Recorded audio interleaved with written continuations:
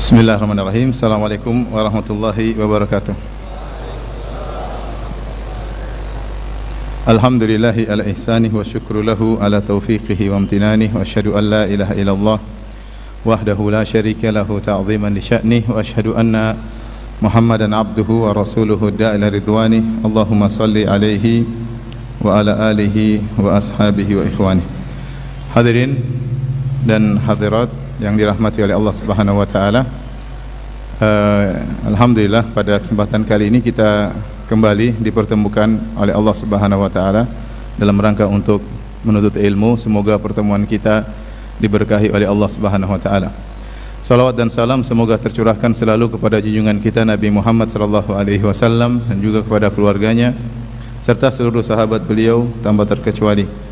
Pada kesempatan yang bahagia ini kita akan membacakan satu hadis yang diriwayatkan oleh Al-Imam Al-Bukhari dalam sahihnya dalam bab husnil muasyarah ma'al ahl, bab tentang bagaimana bersikap yang baik kepada istri, bersikap yang baik kepada istri ya.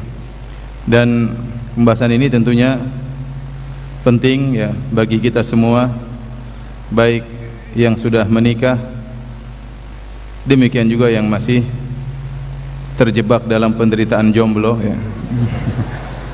Agar mereka mempersiapkan diri bagaimana nanti kalau sudah menikah bisa berbuat baik kepada istri.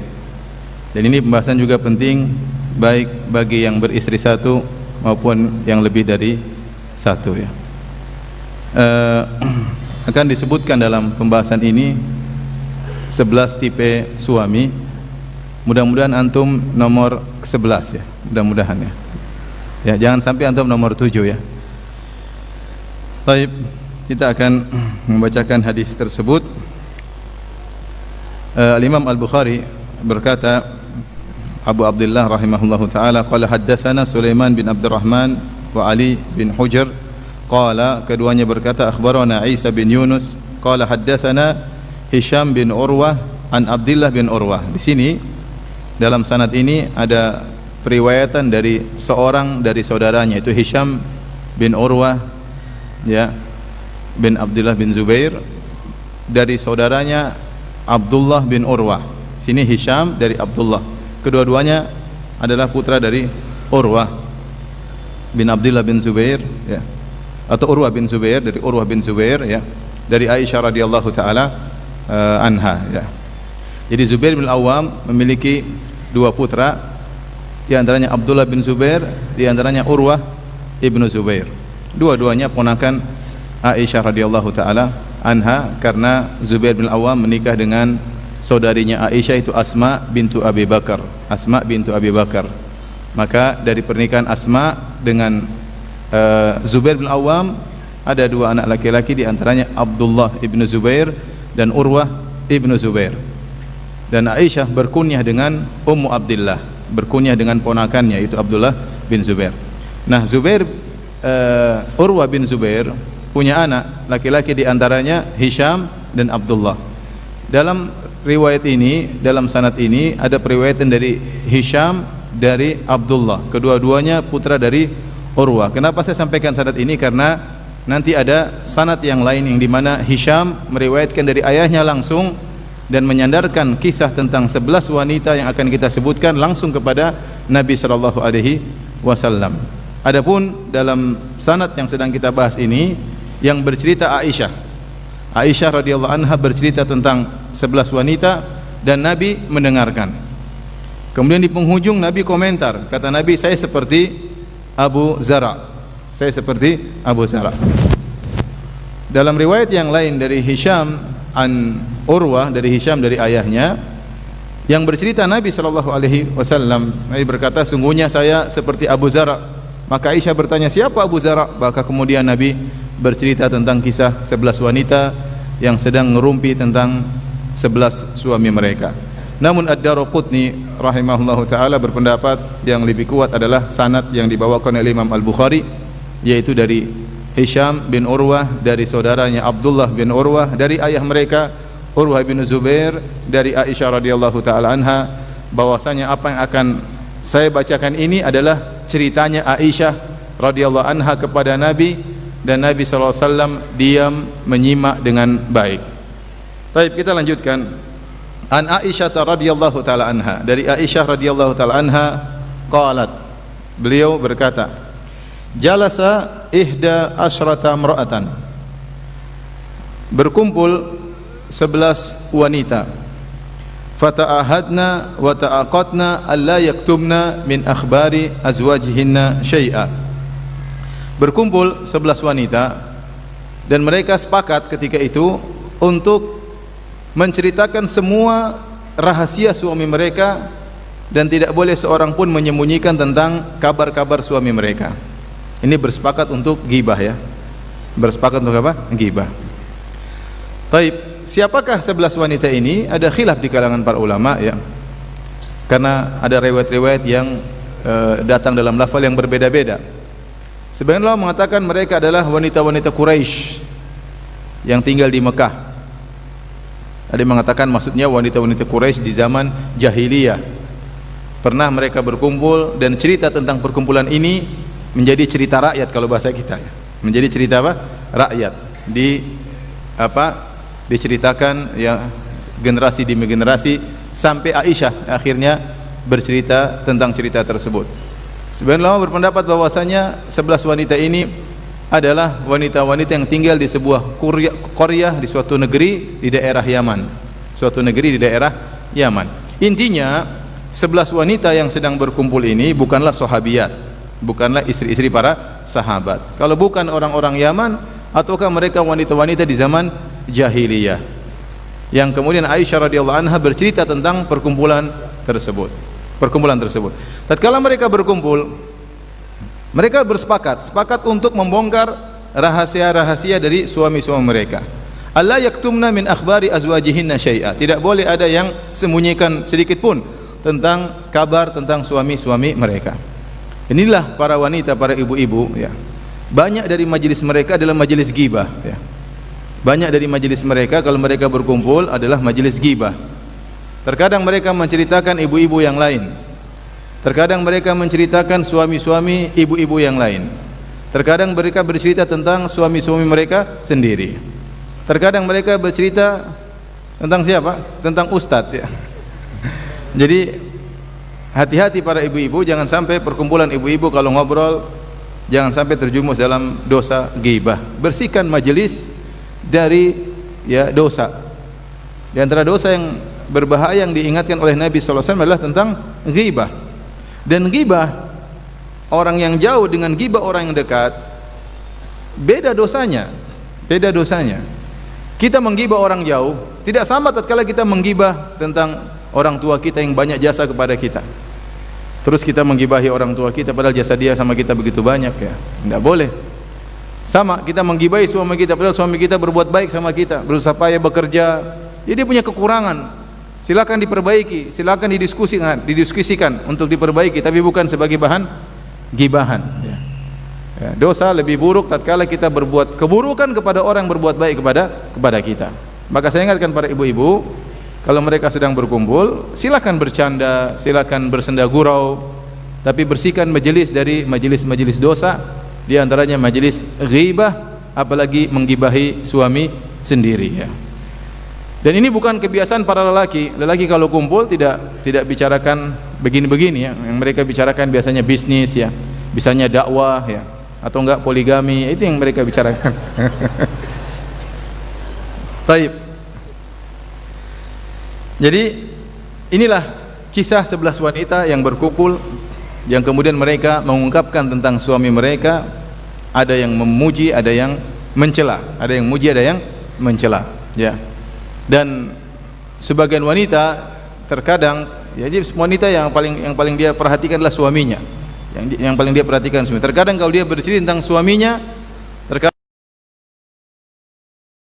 terkadang dia memuji berlebih-lebihan, terkadang dia berbohong tentang suaminya supaya orang-orang menyangka dia disayang sama suaminya.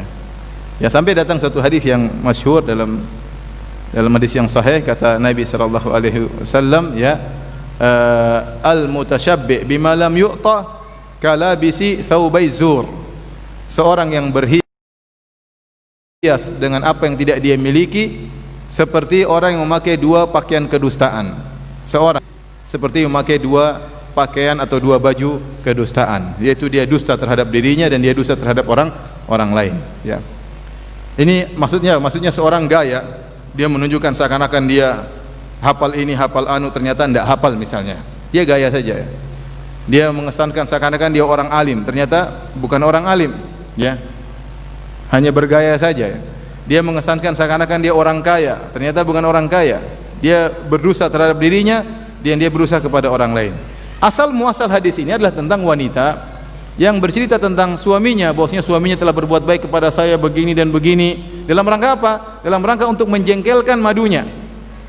Dia cerita, suami saya, oh belikan saya ini, belikan. Jadi madunya jengkel, padahal dia bohong. Misalnya dia bilang, ini emas, suami saya belikan loh. Padahal dia nyolong uang suaminya untuk beli apa? Emas. Tapi dia cerita kepada orang seakan-akan suaminya sayang kepada dia. Artinya sebagian wanita terkadang berbohong tatkala bercerita tentang suaminya. Sebagian wanita kalau berbicara tentang suaminya terkadang tidak adil dalam berbicara. Terkadang hanya menceritakan sisi keburukan suaminya, padahal banyak kebaikan suaminya yang dia lupakan. Itu yang dia ingat-ingat, kemudian dia ceritakan kepada teman-temannya, dia sebarkan kepada teman-temannya. Maka saya ingatkan kembali kepada para ibu-ibu, berkumpul boleh, tapi jangan berghibah. Jangan cerita teman-teman yang lain, ya. Jangan cerita suami-suami teman-teman, dan jangan bercerita suami-suami sendiri, ya. Tidak boleh, ya. Kita hidup tidak lama, isi waktu kita dengan hal yang bermanfaat. Jangan kita gunakan untuk bergibah ria. Tapi kita dengarlah, ini majelis gibah itu biasanya menyenangkan untuk didengarkan. Jadi ini gibah diceritain oleh Aisyah kepada Nabi SAW. Tapi kenapa Nabi tidak mencegah Aisyah bercerita tentang majelis gibah ini? Kenapa? Karena kata para ulama, 11 wanita ini tidak diketahui siapa. 11 ini tidak diketahui siapa, apalagi suami mereka. Datang dalam sebagian riwayat disebutkan, yang pertama wanita ini namanya Fulan bin Fulana bintu Fulan, yang kedua Fulanah bintu Fulan, yang ketiga Fulanah bintu Fulan. Tapi hadisnya gharib, hadisnya dhaif, ya. Yang benar hadis-hadis yang sahih datang tanpa menyebutkan nama-nama 11 wanita ini. Dan kita tahu dalam hukum ghibah, kalau kita menyebutkan tentang keburukan seorang dan orang tersebut tidak diketahui siapa, maka itu tidak mengapa. Contoh misalnya saya datang, saya cerita, kemarin saya ketemu orang di jalan, orangnya brengsek, kurang ajar dan macam-macam, tapi antum tidak tahu siapa orang tersebut, maka ini tidak mengapa. Kapan menjadi haram? Tatkala antum tahu siapa yang saya maksudkan. Kalau antum tahu siapa yang saya maksudkan, berarti saya telah menggibah dia dengan gibah yang haram. Adapun kalau saya bilang saya ketemu orang di jalan dan orangnya begini-begini, kurang ajar dia, mulutnya kotor dan macam-macamnya, tapi antum tidak tahu siapa orang tersebut, maka itu tidak mengapa. Dan inilah yang terjadi. Aisyah bercerita tentang 11 wanita yang mereka bersepakat untuk bergibah ria tentang suami mereka, dan 11 wanita ini tidak diketahui siapa mereka, apatah lagi suami-suami mereka yang mereka maksud. Oleh karenanya Nabi membiarkan Aisyah bercerita karena tidak masalah. Ini kenapa Nabi membiarkan. Sisi lain, Nabi membiarkan Aisyah bercerita tentang mereka karena mereka ini wanita-wanita di zaman jahiliyah, bukan wanita-wanita muslimah. Yang dilarang ghibah adalah menggibah sesama kaum muslimin. Waktu Nabi SAW bertanya, atadruna mal ghibah, tahukah kalian apa itu ghibah? Maka Nabi berkata, dzikruka akhaka bima yakrah, yaitu kau bercerita tentang saudaramu, yaitu saudara sesama muslim yang dia tidak suka untuk diceritakan tentangnya. Oleh karenanya ghibah orang kafir tidak sama dengan ghibah seorang muslim. Ghibah seorang muslim dosa besar, tapi ghibah tentang orang kafir tidak dosa kalau ada maslahatnya. Kalau enggak ada maslahatnya, kurang kerjaan, ngapain ya? Tapi kalau ada maslahatnya, ceritain keburukan orang kafir, enggak ada masalah ya. Kalau ada maslahatnya ya. Tapi kalau enggak ada maslahatnya, maka asalnya kita tidak perlu berbicara yang tidak ada manfaatnya. Taib, kita dengarkan cerita ibu-ibu tersebut ya. Aisyah mulai bercerita. Yang pertama, qalatil ula, berkata wanita yang pertama.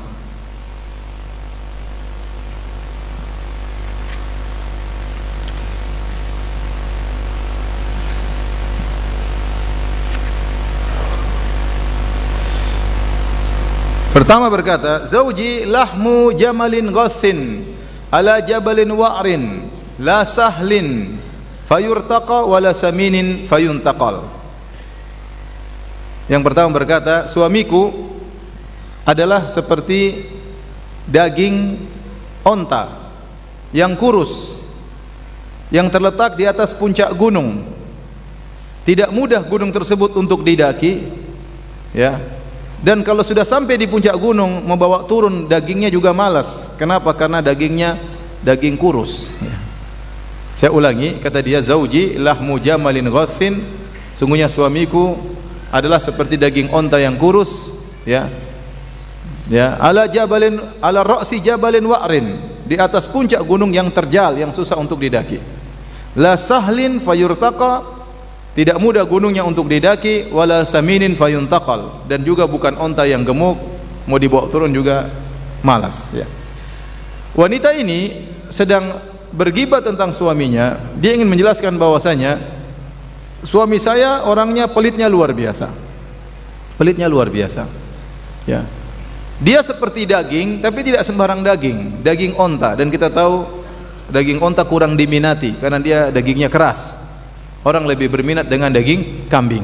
Di mana-mana kalau di Arab orang lebih berminat kepada daging kambing. Mereka makan daging onta sesekali, ya, sesekali untuk merubah variasi rasa. Tapi kalau disuruh pilih, mereka selalu daging apa? Daging kambing. Makanya acara walimah liwah selalu daging kambing. Kalau ngundang orang selalu daging kambing. Daging onta sesekali. Kenapa kurang diminati? Maka wanita ini bercerita, suami saya daging sih daging, cuma dagingnya daging apa? Onta, alot, keras, ya. Sudah alot, dagingnya kurus lagi, kurus. Kalau gemuk masih mending, ya, enak dipandang. Ini daging kurus, sudah kurus, letaknya di atas puncak gunung.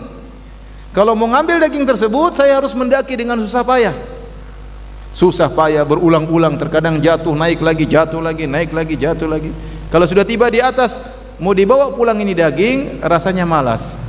Turun gunung juga repot, dagingnya pun cuma sedikit. Jadi dia bilang, suami saya ini sangat pelit. Kalau saya minta sesuatu kepada dia, tidak gampang dia kasih. Harus saya rayu, saya rayu. Mungkin ngomongnya seminggu, 2 minggu belum dikasih juga. Ngomongnya sebulan, berulang-ulang. Sampai akhirnya dia kasih. Setelah dia kasih pun cuma sedikit, ya, 100.000 misalnya, atau 10.000. Sudah rayuannya sampai sebulan, ternyata cuma dikasih 100.000. Gampangannya kira-kira demikian, ya.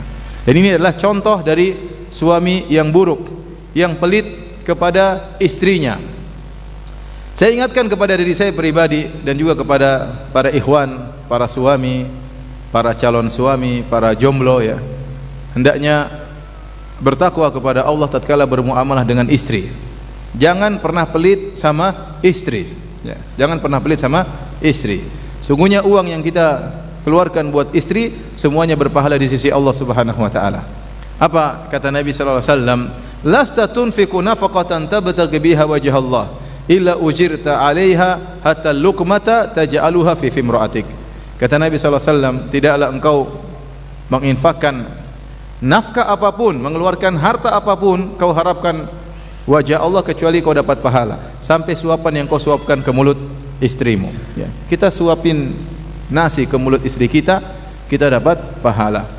Bahkan kata para ulama, ya, seorang suami tatkala sedang menyuapkan nasi ke mulut istrinya, dia sedang berada dalam puncak-puncak kemesraan yang bisa jadi dia tidak berpikir tentang akhirat. Kita bisa renungkanlah diri kita. Kapan antum suapin istri? Kalau antum lagi suapin istri berarti lagi senang-senangnya. Karena kita jarang suapin istri. Coba antum kapan terakhir suapin istri? Oh, belum punya istri. Ya, antum kapan terakhir suapin istri? Jarang kita suapin istri, ya. Kalau kita lagi suapin istri, berarti kita lagi senang-senangnya, lagi mesra-mesranya. Mungkin enggak mikir akhirat. Tetapi kata Nabi sallallahu alaihi wasallam, kalau itu dia niatkan karena Allah, maka dapat apa? Pahala. Subhanallah. Dalam kemesraannya dia dapat pahala. Ya, bahkan lebih daripada itu kata Nabi, wa fi buti ahadikum sadaqah. Engkau menggauli istrimu dapat pahala. Demikian juga Nabi sallallahu alaihi wasallam ingatkan, kata Nabi sallallahu alaihi wasallam, dinarun anfaqtahu fi sabilillah wa dinarun anfaqtahu fi raqabah. Satu keping dinar yang kau infakkan di jalan Allah, satu keping dinar yang kau infakkan untuk budak. Wa dinarun tasaddaqta bihi ala miskinin, satu keping dinar yang kau infakkan untuk orang miskin. Wa dinarun anfaqtahu ala ahlik, dan satu keping dinar yang kau infakkan untuk istrimu. A'dhamuha ajran alladhi anfaqtahu ala ahlik, yang paling besar pahalanya yang kau infakkan buat istrimu. Kenapa bisa demikian para hadirin? Karena kita berinfak untuk anak istri hukumnya adalah wajib. Adapun berinfak kepada fisabilillah, kepada budak fakir miskin, hukumnya sunnah, dan perkara wajib lebih dicintai oleh Allah daripada perkara sunnah. Terkadang seseorang tatkala dia beri uang kepada fakir miskin dia merasa dapat pahala, tapi kalau dia menyenangkan istrinya dia tidak menghadirkan perasaan tersebut. Padahal menyenangkan istri, menyenangkan anak-anak juga dapat pahala, dan bisa jadi pahalanya lebih besar. Oleh karenanya orang yang paling utama untuk kita baikin adalah orang-orang dekat kita, orang tua kita, istri kita, anak-anak kita. Mereka yang lebih utama untuk kita berbuat baik kepadanya. Apalagi Nabi SAW bersabda, khairukum khairukum li ahlihi, sebaik-baik kalian adalah yang terbaik bagi istrinya. Wa ana khairukum li ahli, dan aku adalah suami yang terbaik. Ya. Kenapa perlu saya ingatkan ini? Karena sebagian orang skala prioritasnya salah. Dia kalau sama teman-temannya Masya Allah berbuat baik, ngajak traktir kawan-kawan, ya, sama teman-temannya, sama orang-orang jauh. Tetapi sama anak istrinya dia hidup dengan perhitungan. Hidup dengan perhitungan. Ini salah dalam skala prioritas. Orang yang paling utama untuk kita baiki adalah orang-orang dekat kita, ayah kita, ibu kita, istri kita, anak-anak kita. Mereka yang lebih utama untuk kita kasih hadiah, mereka yang lebih utama untuk kita buat tersenyum, mereka yang lebih utama untuk kita traktir, ya, mereka yang lebih utama untuk kita berikan hadiah daripada orang-orang yang jauh. Jangan sampai kita salah skala prioritas. Ya, jadi hadirin dan hadirat yang dirahmati Allah Subhanahu wa taala, kalau kita punya rizki berikan. Liunfik dzu sa'atin min sa'atih. Kalau Anda punya rizki, jangan pelit-pelit sama anak istri. Istri kita sudah banyak jasanya, ya. Dia mengandung anak-anak kita, bertarung dengan maut untuk melahirkan anak-anak kita, ya. Dia yang ngurusi kita kalau setiap hari di rumah, dia yang mengurus kita kalau kita sedang sakit. Ya, ngapain kita pelit sama dia? Kecuali ente enggak punya uang, itu lain cerita. Wa man qudira alaihi rizquhu falyunfik mimma atahullah. Barang siapa yang rezekinya disempitkan, maka dia berinfak sesuai dengan kemampuannya. Tapi kalau Anda punya rezeki yang lapang, liunfik dzu sa'atin min sa'ati. Hendaknya seorang yang hartanya lapang berikan, enggak usah pelit-pelit sama anak istri. Biar istri senang, anak-anak juga senang, kita juga senang melihat mereka gembira. Ya. Tetapi bukan juga saya mengajarkan antum untuk boros sama istri, royal sama istri, sehingga akhirnya lupa terhadap orang tua, sehingga lupa untuk bersedekah. Enggak, ya, kita yang tengah-tengah, ya, baik sama istri tapi jangan juga royal, ya, jangan juga royal. Semua kemauan istri kita penuhi sampai duit habis banyak, ya, enggak benar juga, ya. Istri pingin beli ini, pingin kita penuhi. Istri ingin jalan-jalan tiap minggu, kita penuhi. Duit habis, kapan mau infak, kapan bangun masjid, kapan mau kasih fakir miskin, kapan kasih anak yatim. Kita main di tengah, istri senang, ada juga uang untuk apa? Untuk berinfak di jalan Allah Subhanahu wa taala, ya. Jadi jangan sampai menjadi suami tipe yang pertama, ya, yang bakhil. Di antara yang hadir siapa yang tipe pertama ini? Ada? Kalau antum nggak ngaku, kalau saya tanya ibu-ibu mungkin ada yang ngaku. Ustaz, suami saya bukan daging onta lagi, daging ayam kurus. Lebih parah. Dan itu terjadi. Sebenarnya ada orang, saya dengar, kalau kan kita sering dengar pertanyaan dari orang, suami saya pergi sebulan 2 bulan nggak dikasih nafkah. Subhanallah, ini bukan daging onta lagi, daging tikus ini. Subhanallah. Istri ditinggal begitu terkatung-katung, dia cari nafkah sendiri, anaknya ditinggal. Dan ada orang-orang seperti itu. Kadang kita sedih kalau itu ikhwan ternyata sudah ngaji, nggak tahu tuh gimana, otaknya taruh di mana, saya nggak tahu, ya. Masa istri dibiarkan begitu saja, suruh cari nafkah sendiri, ya. Taib, kita selesai daripada suami yang pertama. Kita lanjutkan.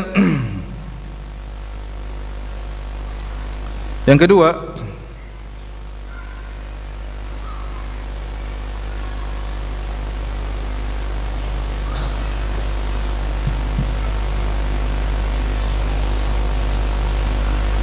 Qalat tsaniyah, berkata wanita yang kedua, zauji la abuthu khabara, inni akhafu alla adhara, in adhkurhu adhkur ujarah wa bujarah. Apa artinya? Dia mengatakan, yang kedua ini menyelisih janji. Dia berkata, suamiku, saya tidak akan cerita tentang dia. Inni akhafu alla adhara, saya khawatir saya tidak mampu untuk meninggalkannya. Nanti saya jelaskan, ada dua pendapat di kalangan para ulama. In adhkurhu, kalau saya mau cerita tentang dia, tentang suamiku, adhkur ujarah wa bujarah, aku akan ceritakan tentang ujarnya dan bujarnya. Apa itu ujar? Ujar itu seperti urat-urat yang berkumpul seperti varises tapi di bagian badan, ya. Yaitu enggak enak dilihat. Artinya ini adalah keburukan. Bujar ada yang mengatakan yaitu keburukan yang ada di perut, ada yang mengatakan udel pusar yang nampak yang tidak enak dilihat. Artinya dia mengatakan suamiku itu punya aib yang nampak oleh semua orang, dan ada aib-aibnya yang saya bisa lihat sendiri, yang lain tidak tahu.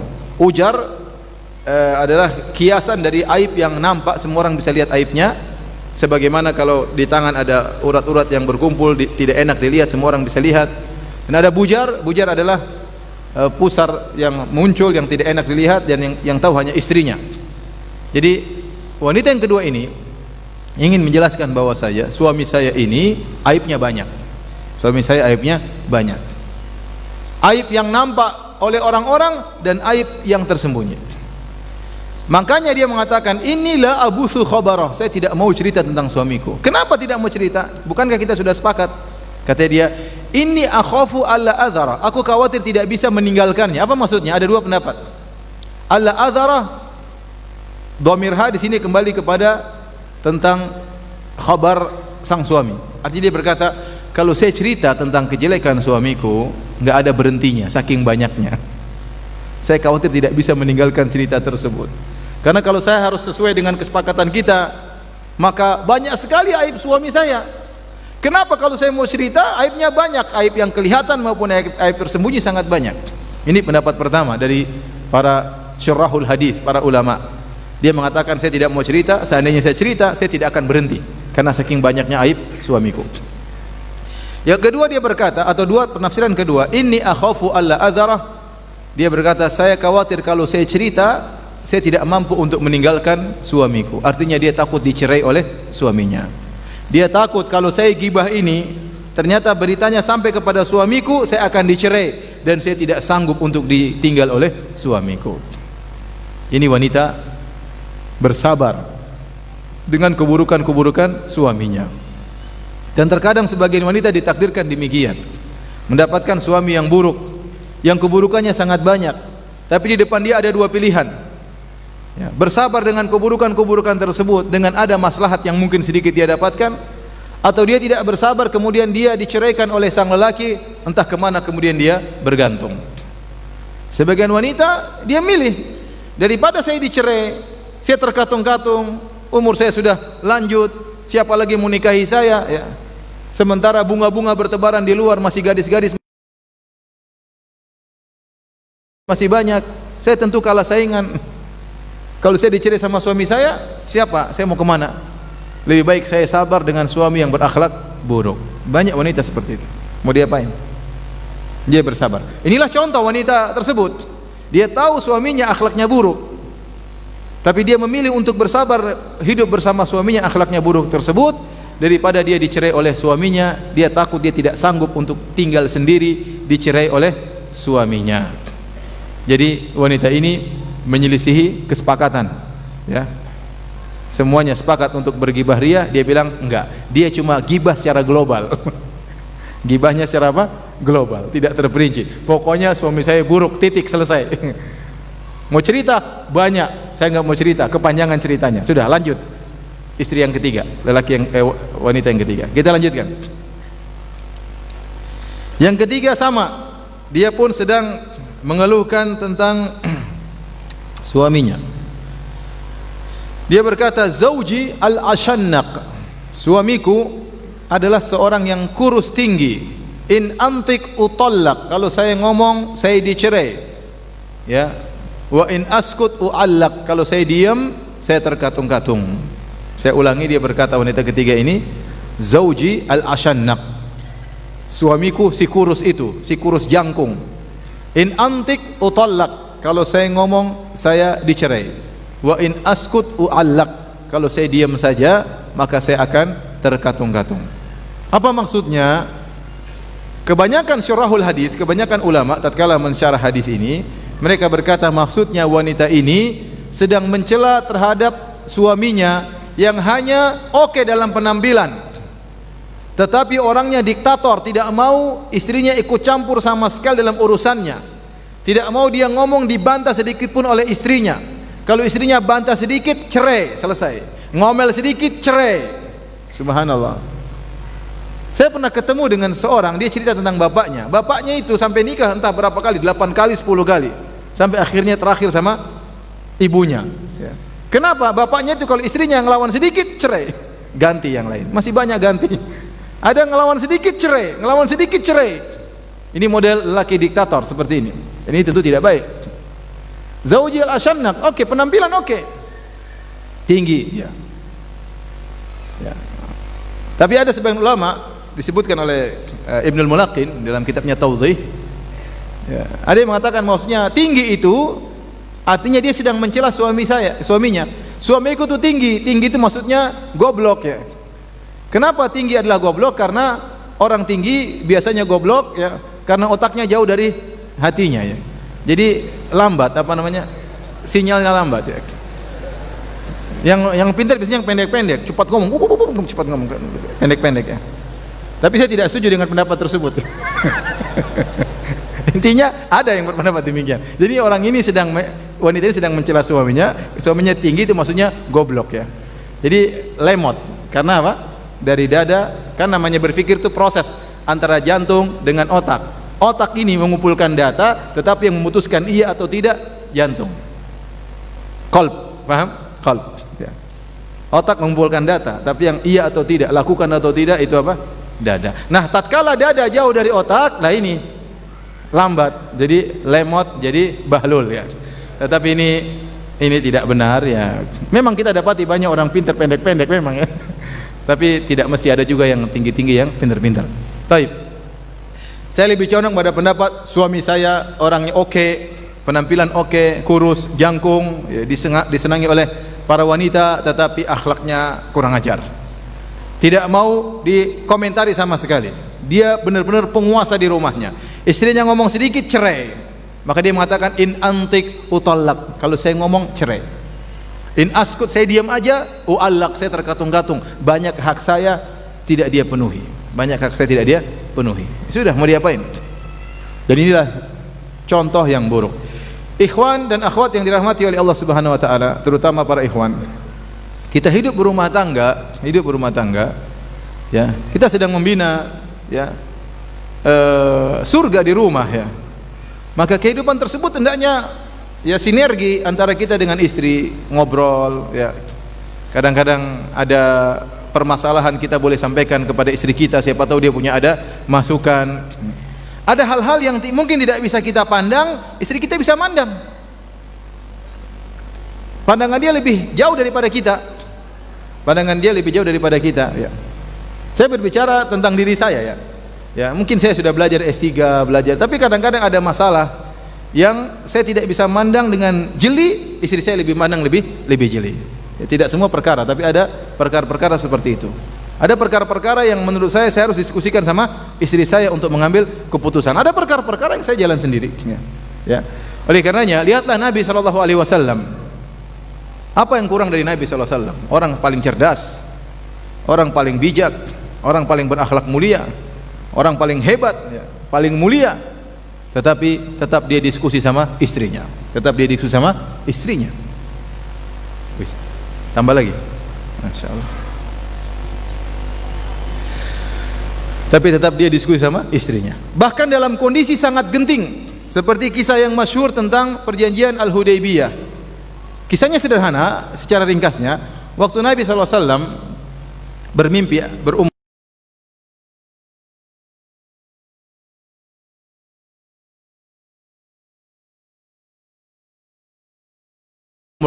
tawaf di Ka'bah, maka Nabi mengajak para sahabat untuk umrah.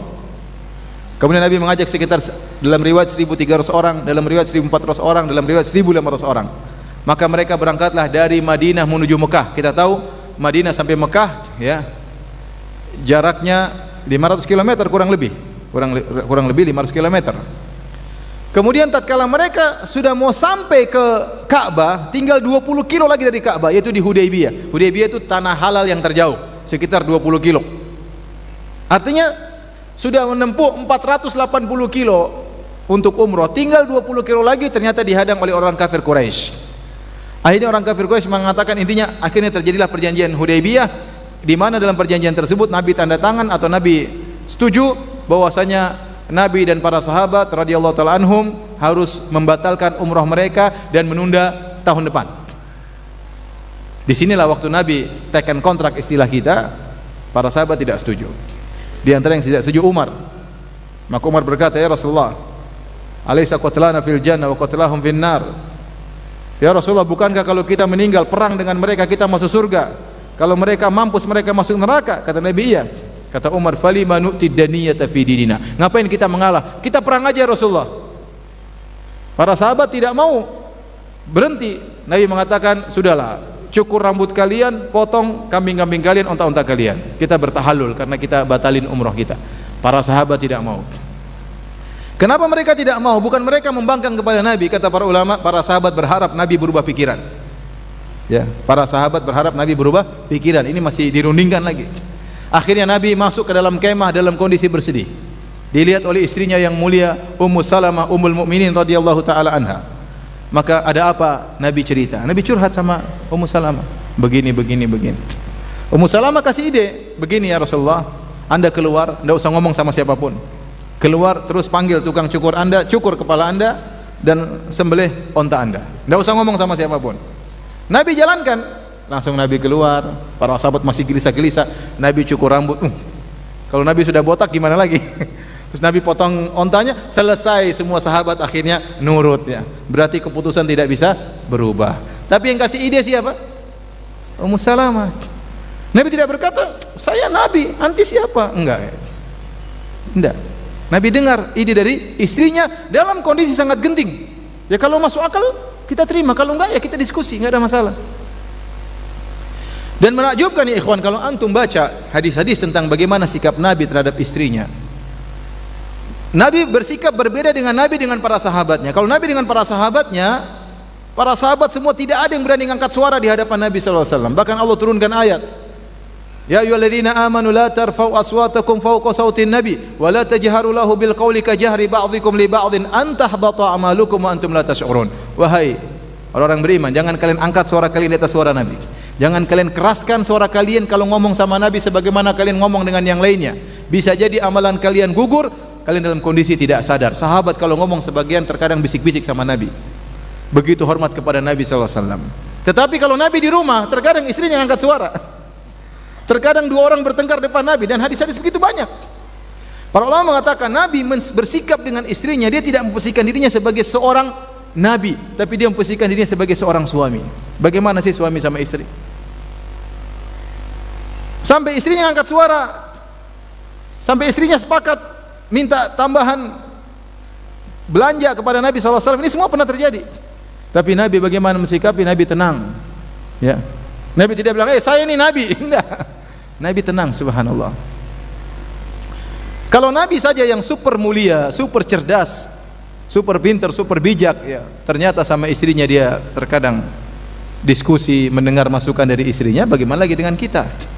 Ya, bagaimana lagi dengan kita? Oleh karena tidak ada salahnya kita ngobrol dengan istri, ada masalah-masalah, terutama masalah keluarga, dan terkadang kita ngalah sama istri, terutama dalam hal-hal yang berkaitan dalam rumah. Saya sering sampaikan hal ini. Kalau misalnya kita bangun rumah, terus kita diskusi sama istri, sayang ini rumah cat apa? Istri bilang merah jambu. Hitam aja sayang ya, hitam. Nggak usah kita debat, hitam. Kalau enggak kamu saya cerai. Ngapain? Warna merah jambu biarin aja. Yang sering di rumah siapa? Istri kita. Kita kan sering di luar ya. Nggak usah kita debat-debat seperti itu. Masalah sofa letaknya di mana, tempat tidur posisinya di mana, ya sudah biarin. Kita kadang ngalah, ini urusan apa? Urusan perempuan. Ya, ada hal yang kita diskusikan, ada hal kita benar-benar mengalah ya. Ada hal yang terkadang kita harus tegas, maka seorang harus pandai berhadapan dengan istrinya. Jangan dia seperti lelaki ini, suami yang ketiga, al-ashannaq, yang angkuh, kemudian diktator, tidak mau dengar masukan istrinya sama sekali. Taib. Kita lanjutkan. Yang keempat,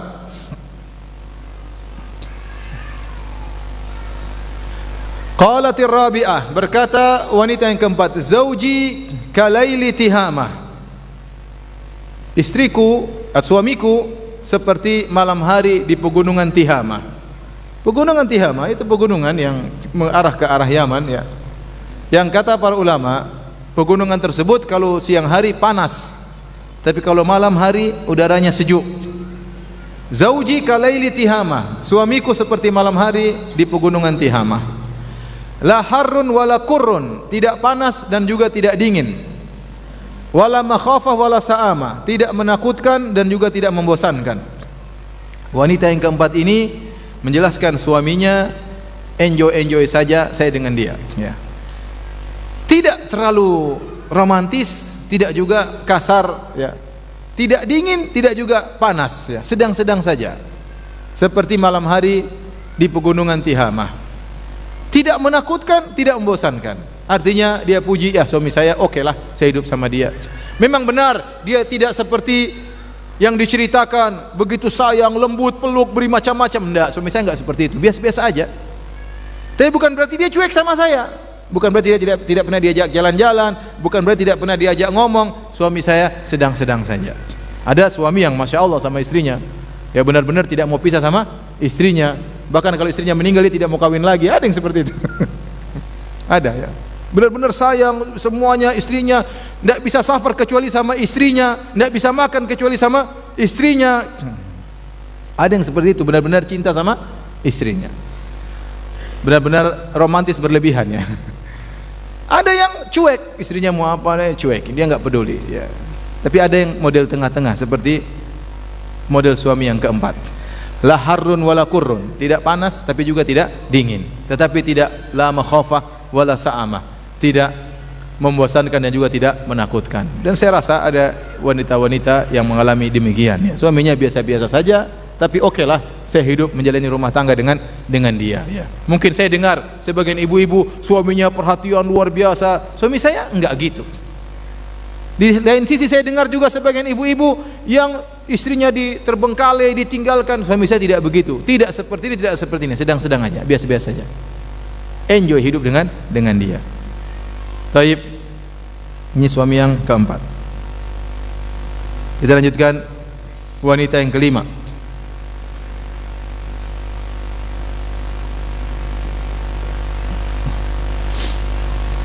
Qalatil khamisah, berkata wanita yang kelima, zauji in dakhala fahid wa in kharaja asid wa la yas'alu amma ahid.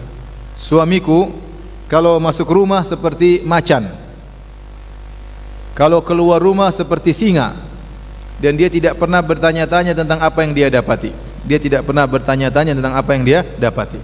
Saya ulangi, kata wanita yang kelima, zauji in dakhala fahid wa in kharaja asid wa la yas'alu amma ahid. Suamiku kalau masuk rumah seperti macan, kalau keluar rumah seperti singa, dan dia tidak pernah bertanya tentang apa yang dia dapati. Apa maksudnya? Kebanyakan para ulama mengatakan wanita ini sedang memuji suaminya. Apa pujiannya? Dia berkata, suamiku kalau masuk rumah seperti macan. Macan itu sifatnya apa? Macan itu suka tidur. Macan suka tidur. Kalau tidur ada yang mengatakan sehari tidur 18 sampai 20 jam. Makanya kata orang jangan bangunkan macan yang sedang tidur. Kenapa? Karena dia hobinya apa? Tidur. Kalau dia masuk rumah, dia seperti macan. Maksudnya apa? Dia tuh cuek-cuek, tidak terlalu peduli tentang kesalahan-kesalahan yang ada di rumah. Makanya selalu dikatakan wala yas'alu amma ahid. Dia tidak bertanya tentang apa yang dia dapatkan. Tidak sedikit-sedikit tanya, ini kenapa beras kurang? Ini kenapa piring kurang satu? Ini kenapa, itu kenapa, ini kenapa? Suami saya tidak seperti itu. Dan kita juga harusnya demikian. Tidak semua permasalahan kita permasalahkan. Permasalahan kecil-kecil ngapain kita permasalahkan? Nanti jadi besar. Ya. Istri kurang gini, kurang. Ya namanya wanita tidak ada yang sempurna. Kita pun tidak sempurna. Istri kita juga sempurna. Rumah kita tidak sempurna. Ternyata terkadang kita menuntut berlebihan sementara kita tidak menyediakan sarana dan prasarana. Ya. Ingin rumah bersih terus, padahal anak ada 7, pembantu nggak ada. Gimana istri mau rumah bersih terus? Ya. Ingin istri cantik terus, tiap tahun hamil, gimana cantik terus? Ya. Uang ke salon nggak ada, mau istrinya cantik, lihat istri orang tidak bisa tundukkan pandangan, lihat istri sendiri nggak enak dilihat, mau istrinya cantik, nggak ada uang buat ke salon. Mas, kamu mau saya cantik? Iya dong, kamu harusnya bisa berias. Ya udah mas, minta uang ke salon. Mas, kau naah, mas nggak apa-apa. Kamu begitu aja nggak apa-apa. Mas cinta sama kamu, padahal pelit ya. Oleh karenanya, jadilah antum seperti macan ya. Jadi kita lihat sesuatu tapi kita jangan semuanya diurusin, jangan. Ada hal yang kita uruskan, kebanyakan kita cuekin. Perkara-perkara kecil ya udah, jangan terlalu diuruskan seperti macan yang sering tidur. Bukan berarti dia tidak tahu, dia tahu tapi dia cuekin. Sebenarnya mengatakan, dia memuji zauji indah khala fahid, suamiku kalau masuk seperti macan, maksudnya suamiku suka sekali berhubungan biologis dengan dia, seperti macan yang suka menerkam, sedikit-sedikit menerkam, sedikit-sedikit menerkam. Bahkan sebagian ulama mengatakan sering menerkam tanpa dikasihkan mukaddimah, tanpa pembukaan, tanpa rayuan, tahu-tahu nerkam-nerkam saja. Dan itu model macan ya. Bagus dari sisi macannya, tapi kurang bagus dari sisi tidak kasih pembukaan dan mukaddimah dan rayuan. Tapi intinya dia ingin bangga, dia cerita sama teman-temannya, suamiku sayang sama saya. Di antara tanda suamiku sayang sama saya, dia selalu mendatangiku. Dia selalu mendatangiku.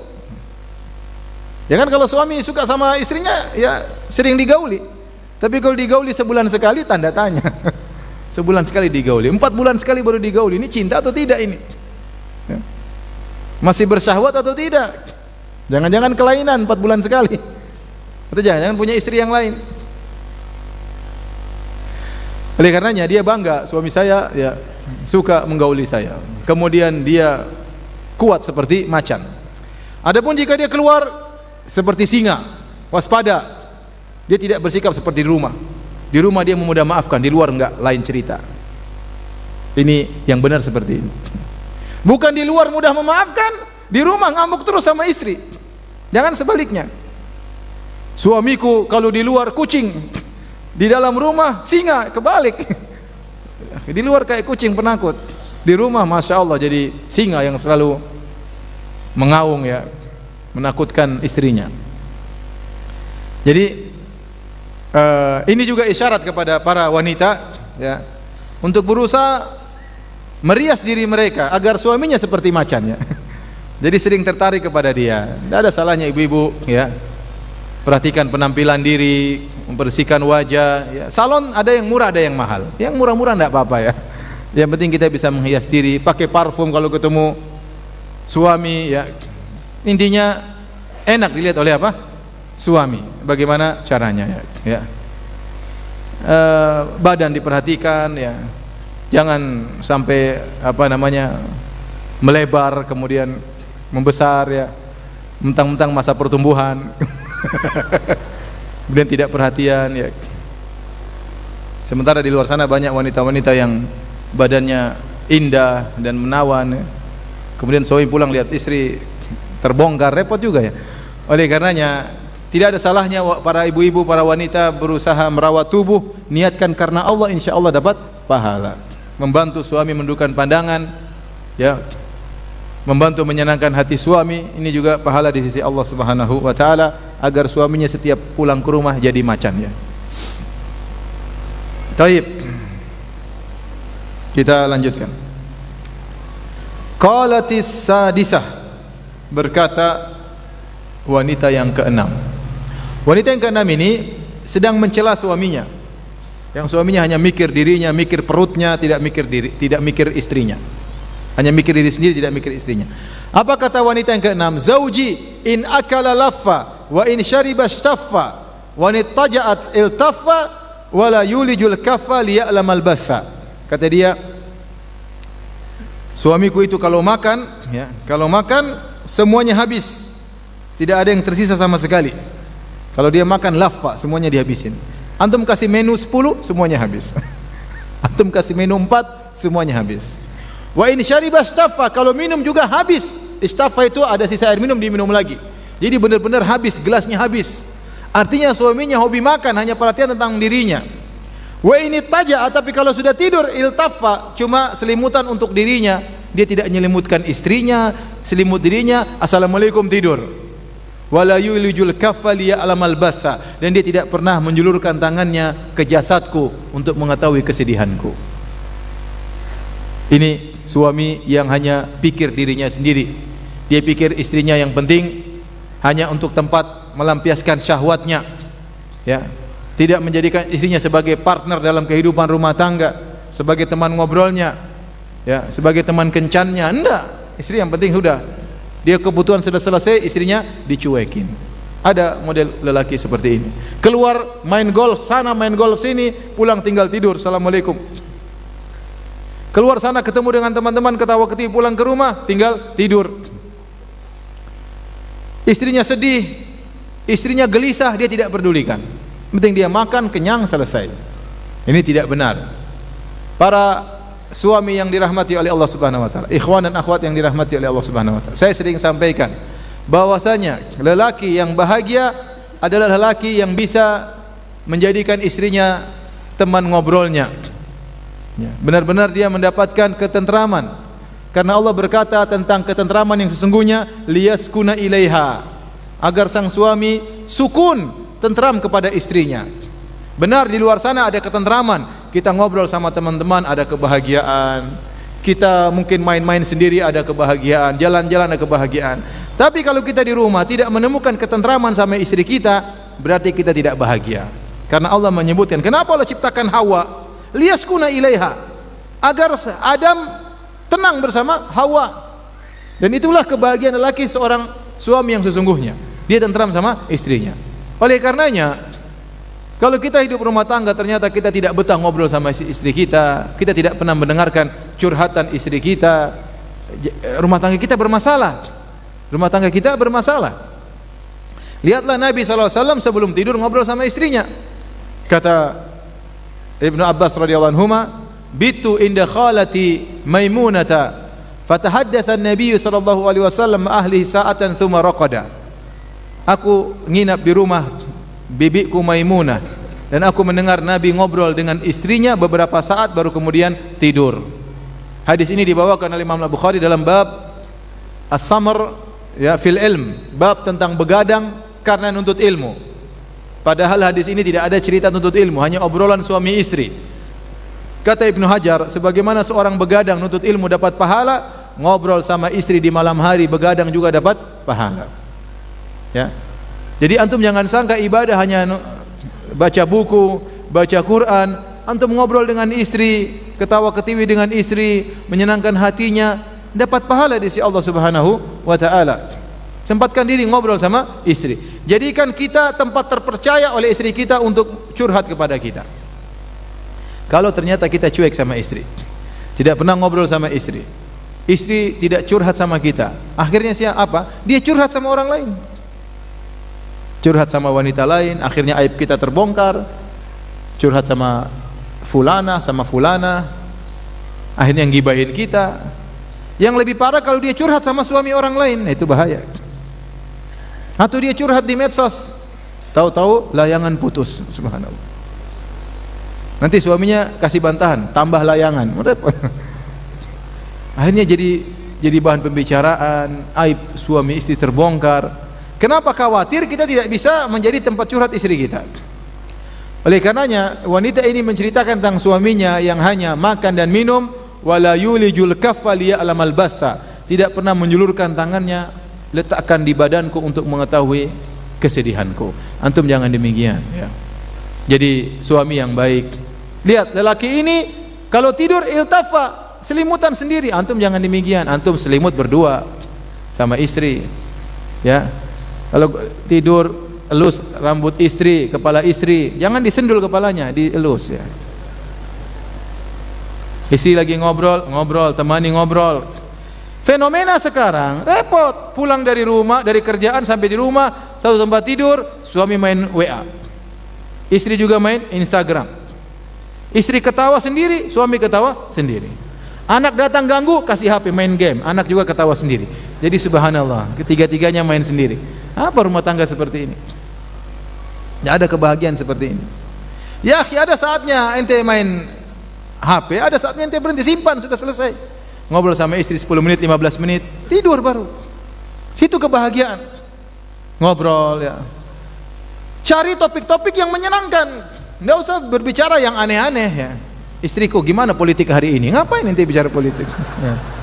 Sayang, sebenarnya kamu nomor 1 atau nomor 2 sayang? Ngapain? Ribut sendiri di kamar.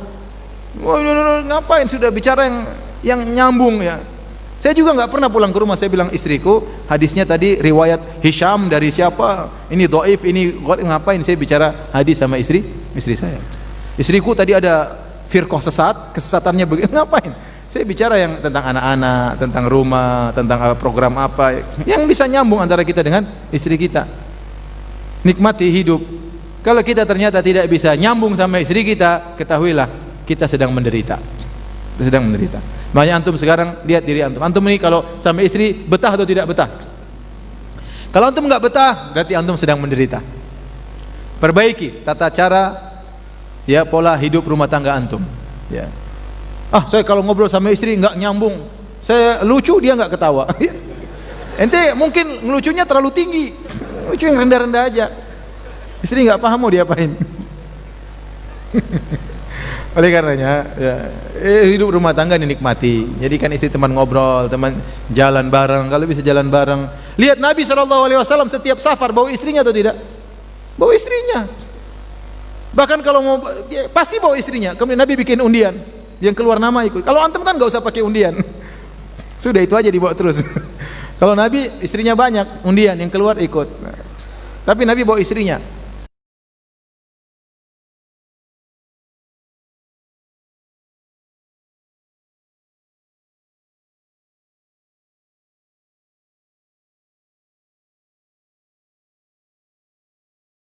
Kenapa? Nabi butuh teman dalam perjalanan. Nabi enjoy dengan kehidupan dia sallallahu alaihi wasallam. Ya. Oleh karenanya seorang berusaha ya, perhatian sama istrinya. Apa susahnya ikhwan? Antum mau tidur kasih selimut sama istri. Apa usahanya antum cium? Saya pernah saya jalan kaki pagi-pagi. Lewat depan rumah orang, tahu-tahu ada lelaki perempuan, bukan orang ngaji, orang luar. Kemudian isi. Ini orang Masya Allah, dia mungkin nggak pernah ngaji, tapi dia bisa menjalankan sunnah-sunnah Nabi Sallallahu Alaihi Wasallam. Ya harusnya antum yang tahu sunnah harusnya lebih pandai dalam hal ini. Ya. Lihat Nabi Sallallahu Alaihi Wasallam kalau mau ke masjid dalam Sunan Abi Daud, sebelum keluar ke masjid cium istrinya. Antum kapan terakhir cium istri sebelum ke masjid? Minggu pertama pernikahan. Ya akhi, kalau bicara syirik sangar, bicara bid'ah sangar, jalankan sunnah, memble. Oke, para hadirin hadirat Allah Subhanahu itu kan untuk kebahagiaan kita. Jadi apa susahnya ya kita kalau tidur selimut berdua ya kita peluk istri kita, apa susah? Jangan seperti laki-laki ini. Wa idza taja'a iltaffa. Kalau dia tidur, selimutnya buat dia sendiri. Istrinya tidak dia pedulikan. Sudah tidur belum? Tidak dia pedulikan. Jangan seperti itu ya. Jadi sebelum tidur ngobrol dulu, biar istri mungkin ada curhat, ada masalah tetangga, masalah keluarganya, masalah teman-temannya. Kita dengarkan, kita kasih solusi, kita dengarkan ya. Tapi kalau lama-lama kita sudah ya, saya udah malam, setengah jam sudah, saya mau tidur ya. Enggak apa-apa. Kalau enggak nanti kita enggak bisa bangun subuh, kita enggak bisa bangun malam, kita enggak bisa kerja besok karena ngobrol sampai jam 2 misalnya. Taib. Kita masuk yang ketujuh. Ketujuh ini adalah yang paling parah dari semuanya ya. Mudah-mudahan bukan antum ya. Perhatikan. Qalatis sabi'ah, berkata yang ketujuh.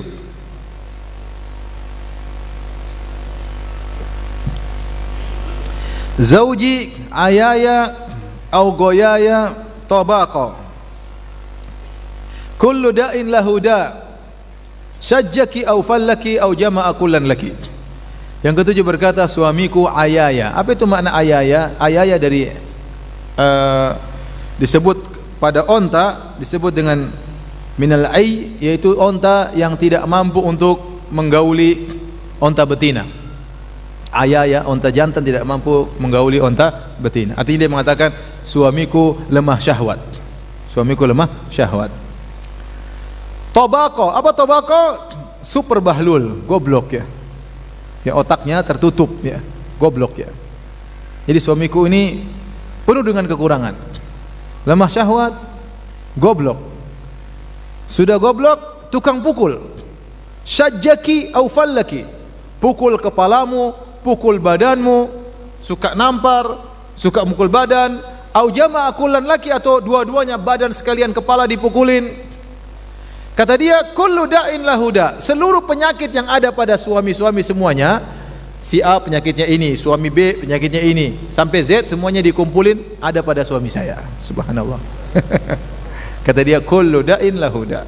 Semua penyakit yang ada pada suami kalian ada pada suami saya. Ini yang paling parah ini ya. Suaminya sudah pandir, lemah syahwat, tukang pukul ya. Kalau istri dapat suami seperti ini, benar-benar ya, kasihan ya. Dan banyak suami tukang pukul, kenapa? Karena dia pandir, bodoh ya. Tidak bisa menahan emosinya. Kenapa tidak bisa tahan emosinya? Karena pandir, karena bodoh. Ya wajar kalau kemudian dia tukang mukul, tukang ini, otaknya nggak jalan. Dia nggak tahu ini perempuan, dia nggak tahu ini yang mengandung anak-anaknya, dia nggak tahu kalau dia sakit ini yang ngurus ya. Dia lupakan semuanya, emosi aja kerjanya ya. Sudah pandir, kemudian tukang pukul, lemah syahwat lagi. Tidak ada yang dia dapatkan dari suami seperti ini. Semoga ibu-ibu tidak mendapatkan suami seperti ini. Taib. Kita lanjutkan yang ke-8. Zauji qalati tsaminah, berkata wanita yang ke-8. Zauji al-massu massu al-arnab war-rihu rihu zarnab. Dalam riwayat yang lain ya, aglibuhu wan nasu yaglibu. Kata dia, suamiku sentuhannya seperti sentuhan kelinci, aromanya seperti aroma bunga yang harum.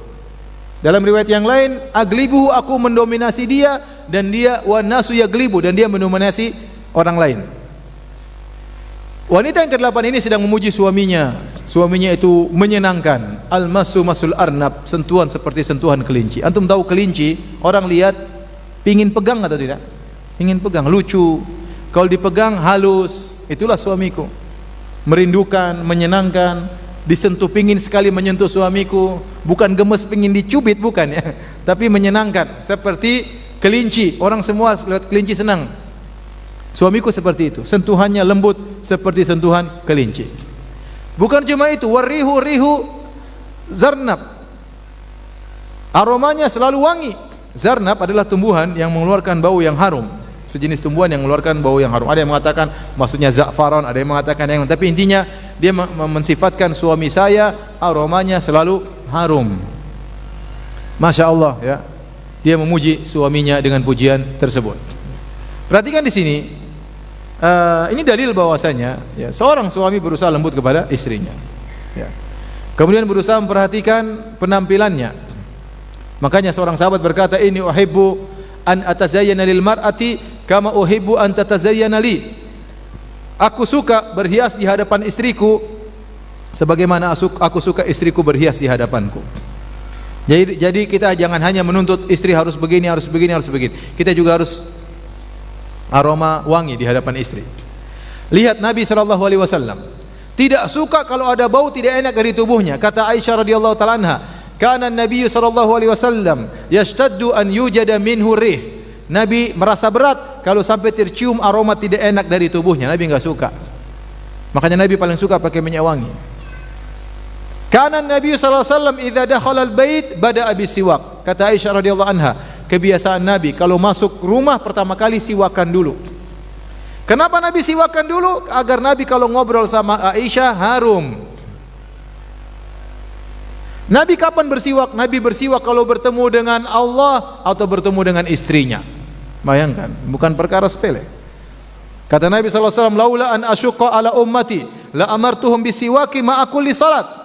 Kalau tidak memberatkan umatku, aku akan perintahkan umatku untuk selalu bersiwak setiap kali salat.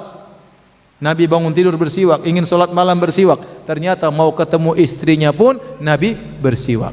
Bayangkan. Dia sengaja berhenti dulu, siwak dulu, baru ketemu dengan Aisyah.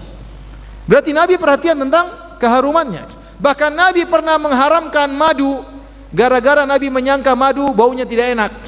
Turunlah firman Allah, ya ayyuhan nabi, lima tuharrimu ma ahallallahu laka tabtaghi mardata azwajik wallahu ghafurur rahim. Wahai Nabi, kenapa kau mengharamkan madu yang Allah halalkan kepadamu? Kenapa? Karena sebagian istri yang mengatakan, ini bau apa? Kok bau enggak enak? Ya. Ini kok bau enggak enak? Oh, enggak enak baunya, kalau gitu haram. Buat apa Nabi mengharamkan? Tabtaghi mardata azwajik. Nabi ingin menyenangkan istrinya. Nabi tidak ingin istrinya ketemu dengan dia bau enggak enak. Nabi tidak ingin istrinya ketemu dengan dia bau tidak enak. Dan Nabi SAW juga tidak suka istrinya bau tidak enak.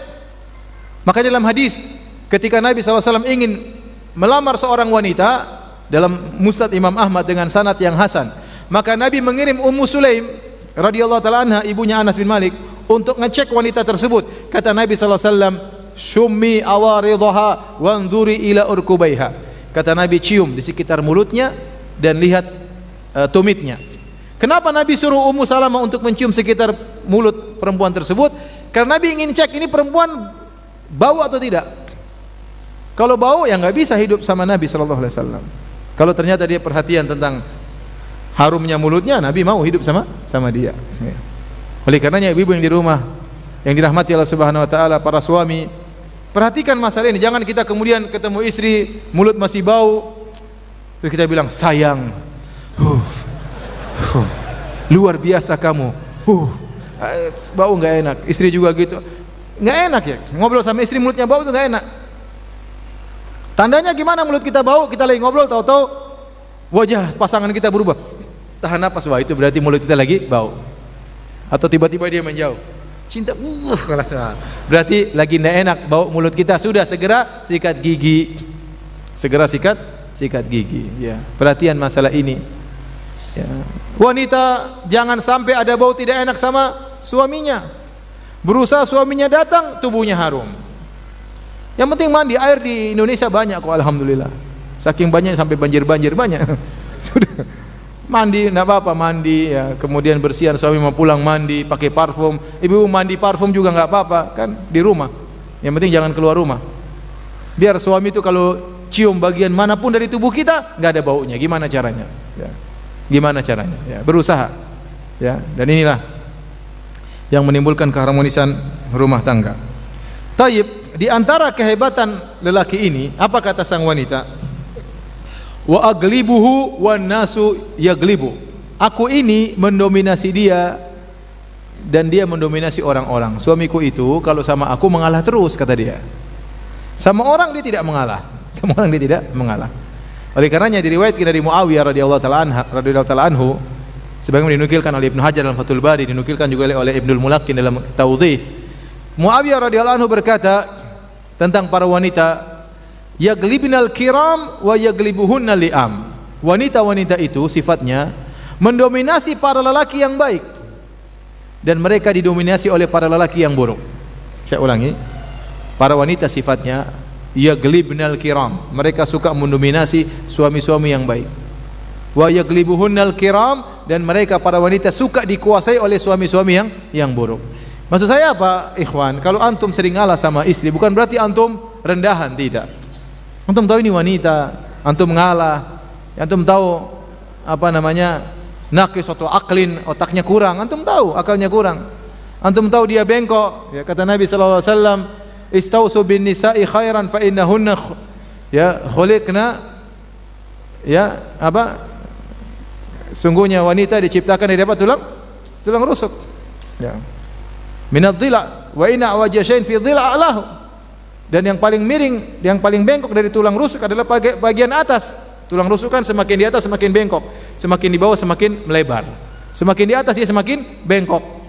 Kata Nabi SAW, berbuat baiklah kepada wanita. Artinya apa? Sering kasih uzur kepada mereka.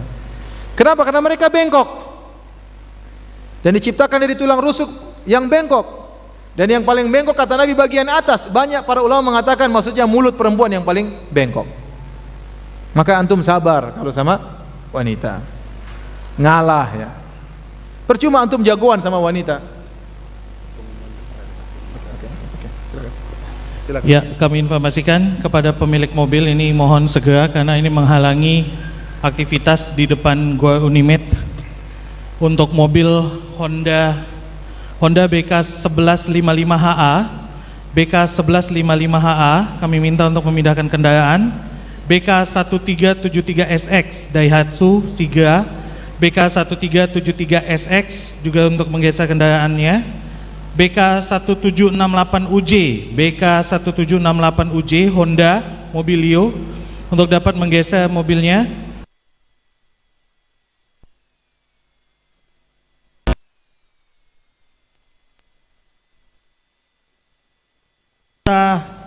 BK 501IA, BK 501IA. Kami minta kendaraan-kendaraan yang tadi kami sampaikan untuk segera menggeser kendaraannya karena itu menghalangi jalur orang untuk lalu lintas ya, lalu lalang. Terima kasih. Baik, hadirin dan hadirat yang dirahmati Allah Subhanahu wa taala. Jadi kita dalam kehidupan rumah tangga sering-seringlah ngalah sama apa? Istri ya. Memahami kekurangan mereka. Nabi sudah kabarkan istausu bin nisa'i khaira. Hendaknya kalian saling berwasiat, saling mengingatkan untuk berbuat baik kepada istri ya. Bahkan sebagian ulama mengatakan istausu bin nisa'i khaira artinya saling mengingatkan. Kalau kita ketemu kita para suami, kamu sudah baik sama istrimu belum? Sudah belikan emas belum? Ingatkan. Ya. Karena fa innal mar'ata khuliqat min dhila. Ya. Dalam riwayat fa innahunna khuliqna min dhila, karena wanita diciptakan dari tulang rusuk. Tulang rusuk itu bengkok. Maka jangan pernah berharap wanita itu lurus karena mereka pasti bengkok. Kalau mereka bengkok, ya antum sabar. Jangan antum bilang dasar bengkok, enggak. Memang benar kata Nabi, memang anti itu bengkok. Bukan begitu. Nabi sampaikan hadis ini bukan untuk mencela wanita. Nabi sampaikan Nabi perempuan itu dari tulang rusuk bengkok untuk dikasih uzur. Paham? Oleh karenanya kalau antum ngalah bukan berarti antum lemah ya, bukan berarti antum rendah. Ya selama antum mengalah karena Allah Subhanahu wa taala. Kita laki-laki mau tampar wanita gampang. Kita laki-laki mau ceraikan gampang, tapi kita enggak.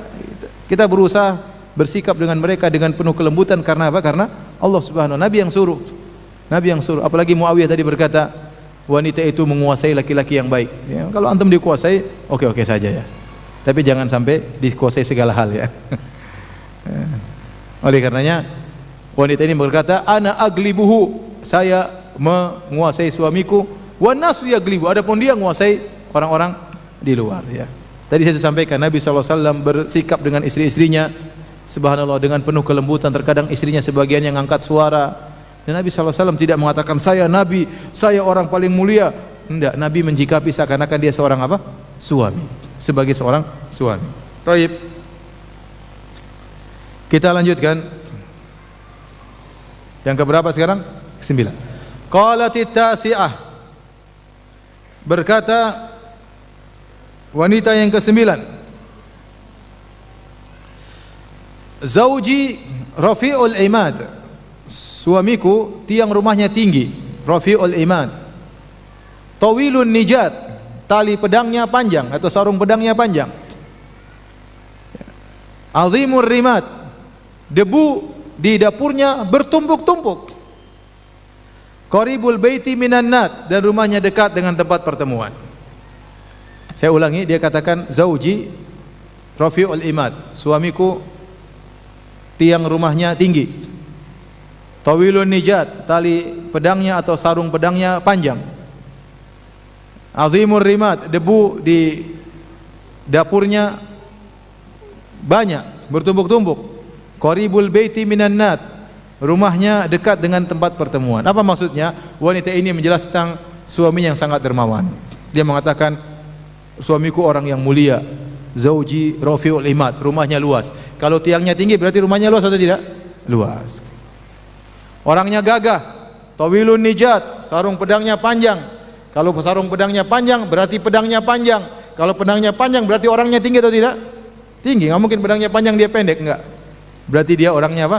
Tinggi, gagah. Azimur rimat, debu banyak, berdebu bekas kayu bakar banyak di dapurnya. Kenapa? Karena dia suka masak. Dia suka masak. Sering undang orang makan di rumahnya, tidak sempat bersih-bersih, debu sudah numpuk lagi.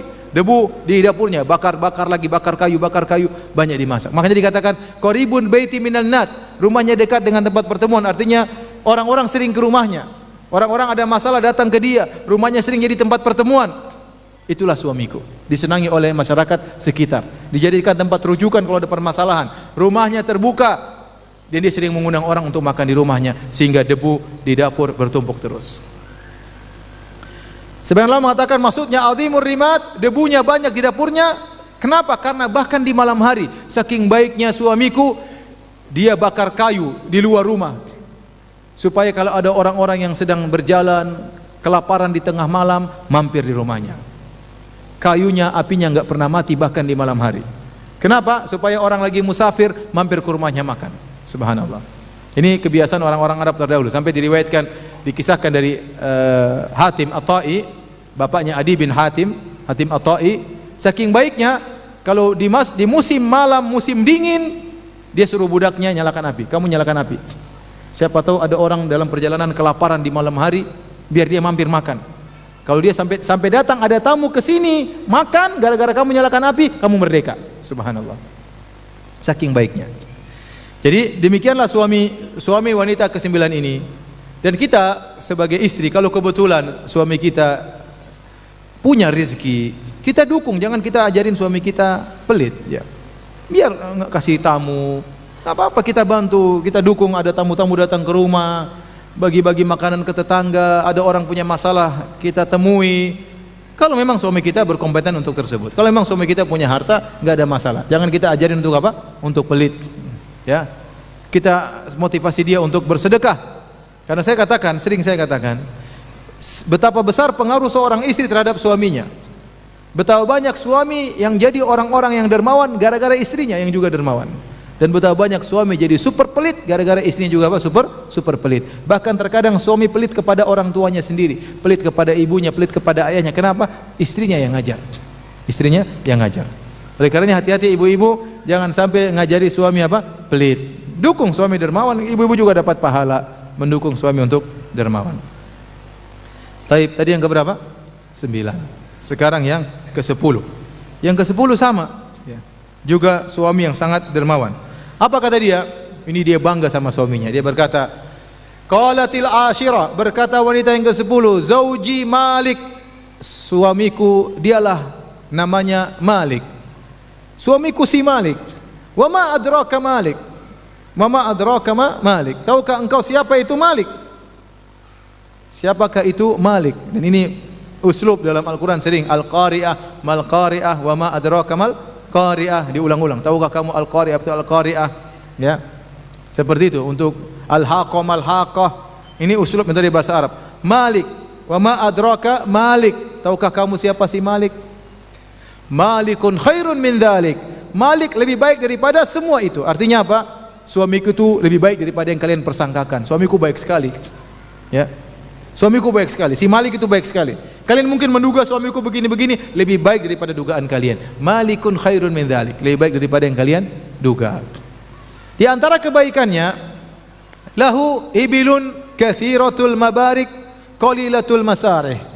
Idza sami'na sautal mizhar, dalam riwayat sautal muzhir, ay kunna annahunna hawalik. Kata dia, suamiku itu si Malik. Tahukah kamu siapa si Malik? Malik lebih baik daripada yang kalian persangkakan. Dia punya onta-onta yang tempat deremnya, tempat semacam kandangnya, tempat dia berpos luas. Qalilatul masarih, tapi areal untuk digembalakan sedikit. Lebih banyak jumlah ontanya untuk kandang, bukan kandangnya tapi tempat dia ngetem di situ, lebih banyak daripada tempat dia untuk digembalakan mencari rumput-rumputan. Apa maksudnya? Maksudnya ini Malik selalu menyediakan onta yang banyak. Kenapa? Sering menjamu tamu, sering bersedekah, dan onta-onta tersebut sering sebelum digembalakan sudah disembelih terlebih dahulu, sehingga yang digembalakan lebih sedikit daripada yang dipotong. Karena baru datangkan onta, belum sempat digembalakan dipotong, belum sempat digembalakan dipotong, sehingga kathiratul mabarik qalilatul masarih. Lebih banyak tempat ngetemnya onta daripada tempat gembalanya onta. Ini bahasa kiasan. Terus dia berkata, idza sami'na sautal mizhar ayqanna annahunna hawalik. Itu onta-onta kalau sudah mendengar suara duf, mereka yakin mereka bakalan mati. Kenapa? Kebiasaan majikannya, kebiasaan tuan rumah sering ngundang orang. Kalau orang sudah datang, terkadang disambut dengan duf, dengan gendang. Kalau onta-onta sudah dengar gendang, oh, ntar lagi kita mati. Kenapa? Karena dia suka sedekah, suka menyembelih onta-onta untuk menjamu tamu. Itulah suamiku si Malik. Taib, kita sampai pada suami yang terakhir. Siapa? Abu Zara. Mudah-mudahan antum seperti Abu Zara, bahkan lebih baik daripada Abu Zara. Taib. Qalatil hadiyatu asyarah, berkata wanita yang ke-11 yang terakhir. Dia berkata, Zauji Abu Zara, suamiku Abu Zara namanya. Ya. Fama Abu Zara, tahukah kalian siapa itu Abu Zara? Dia mulai cerita tentang suaminya. Anasa, ya, min huliyi udhunaya, dia memanjangkan anting di telingaku. Ya. Anasa, ya, itu maksudnya memanjangkan. Makanya sebenarnya mengatakan kenapa salah seorang raja di Yaman diberi gelar dengan Abu Nuwas. Abu Nuwas karena dia memiliki dhafirah, yaitu dia memiliki kepang yang panjang yang terjulur di pundaknya, maka dia diberi gelar dengan sang pemilik rambut yang terjulur, maka diberi gelar dengan Abu Nuwas. Anasa dari itu, kalimat itu. Sehingga maksudnya suamiku itu memberikan anting yang banyak, sehingga anting yang besar, sehingga menjulur di telingaku ke bawah. Artinya saya dikasih emas, bukan anting kecil, anting panjang, ya. Berarti antingnya tebal dan besar, ya. Kemudian kata dia, wa mala'a min syahmi adudayya, ya.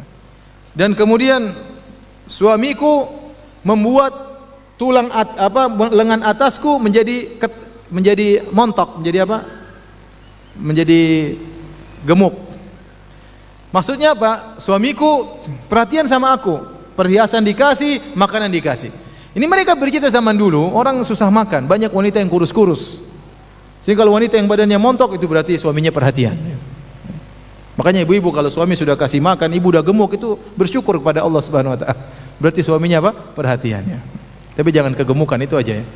Taib, kata dia, wa mala'a min syahmi adudayya.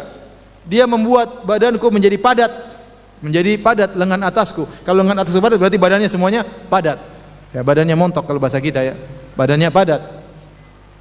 Kemudian kata dia, wa bajjahani fabajihat ilayya nafsi. Dia menggembirakan aku, maka aku pun hidup dengan riang gembira. Yaitu tarrafani, dalam sebagian kata para ulama, tarrafani, dia membuat aku hidup dalam kondisi mewah, menyenangkan, senang, emas ada, makanan tercukupan, semuanya, pembantu ada, semuanya ada.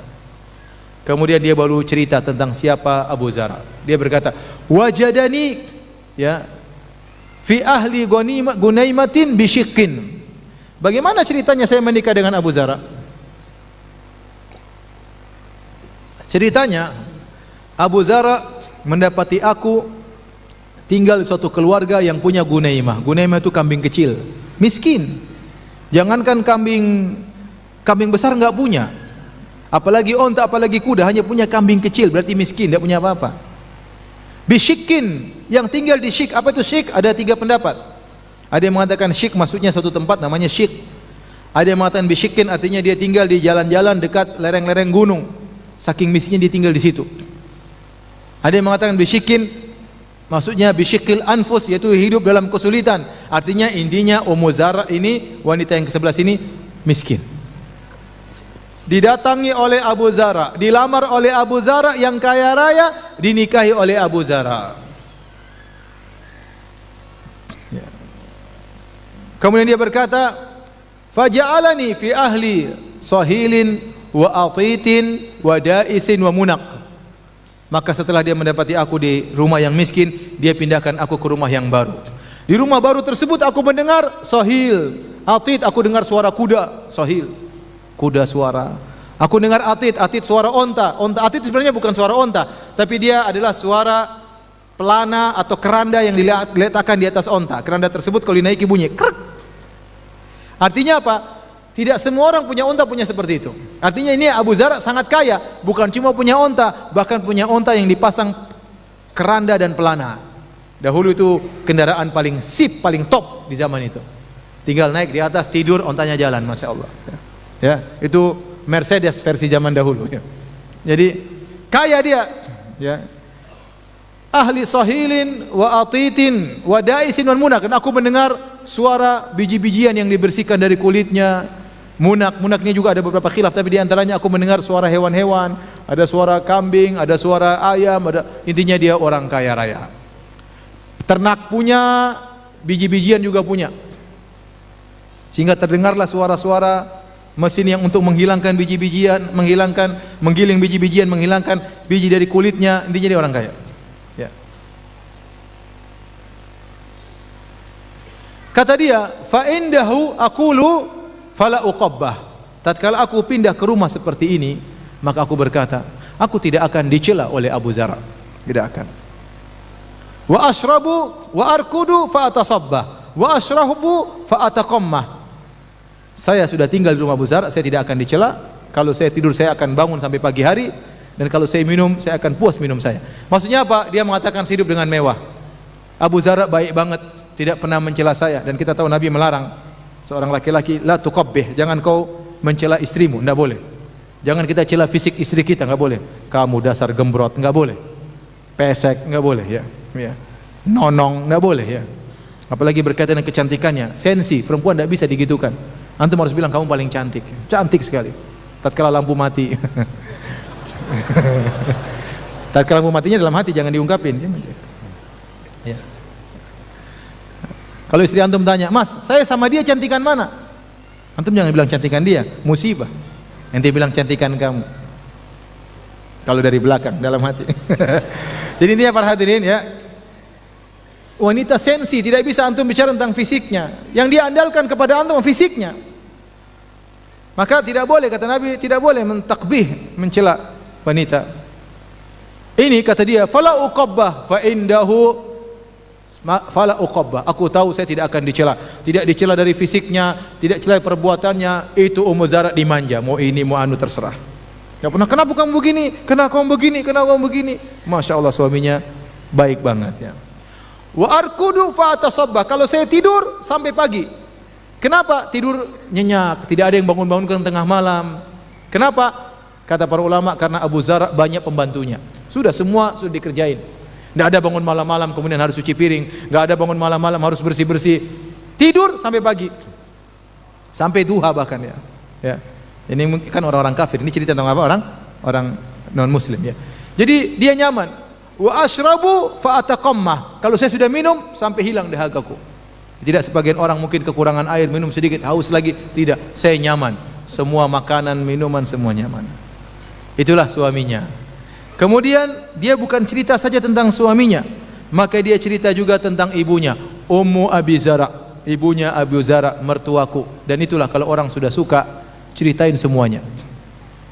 Orang kalau sudah suka sama seorang artis, artisnya ceritain, suaminya diceritain, rumahnya diceritain, pengen tahu tentang rumahnya, pengen tahu tentang ininya, pengen tahu tentang madunya, pengen tahu tentang simpanannya, semuanya pengen tahu. Kenapa? Karena cinta sama orang tersebut, pengen tahu semuanya.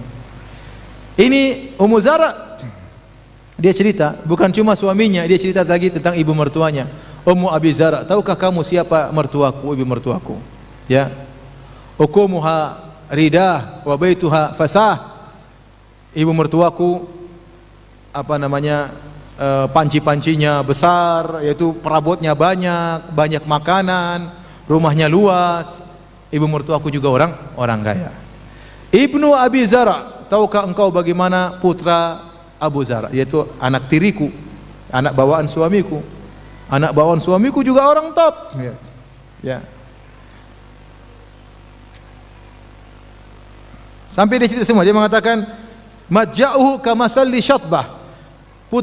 Putra suamiku kalau tidur seperti masalli syatbah. Syatbah itu seperti jarit yang dihilangkan tinggal jadi tipis maksudnya. Jadi putra suamiku itu badannya kurus dan panjang. Kalau tidur cukup kasur yang sempit, tidak perlu lebar-lebar.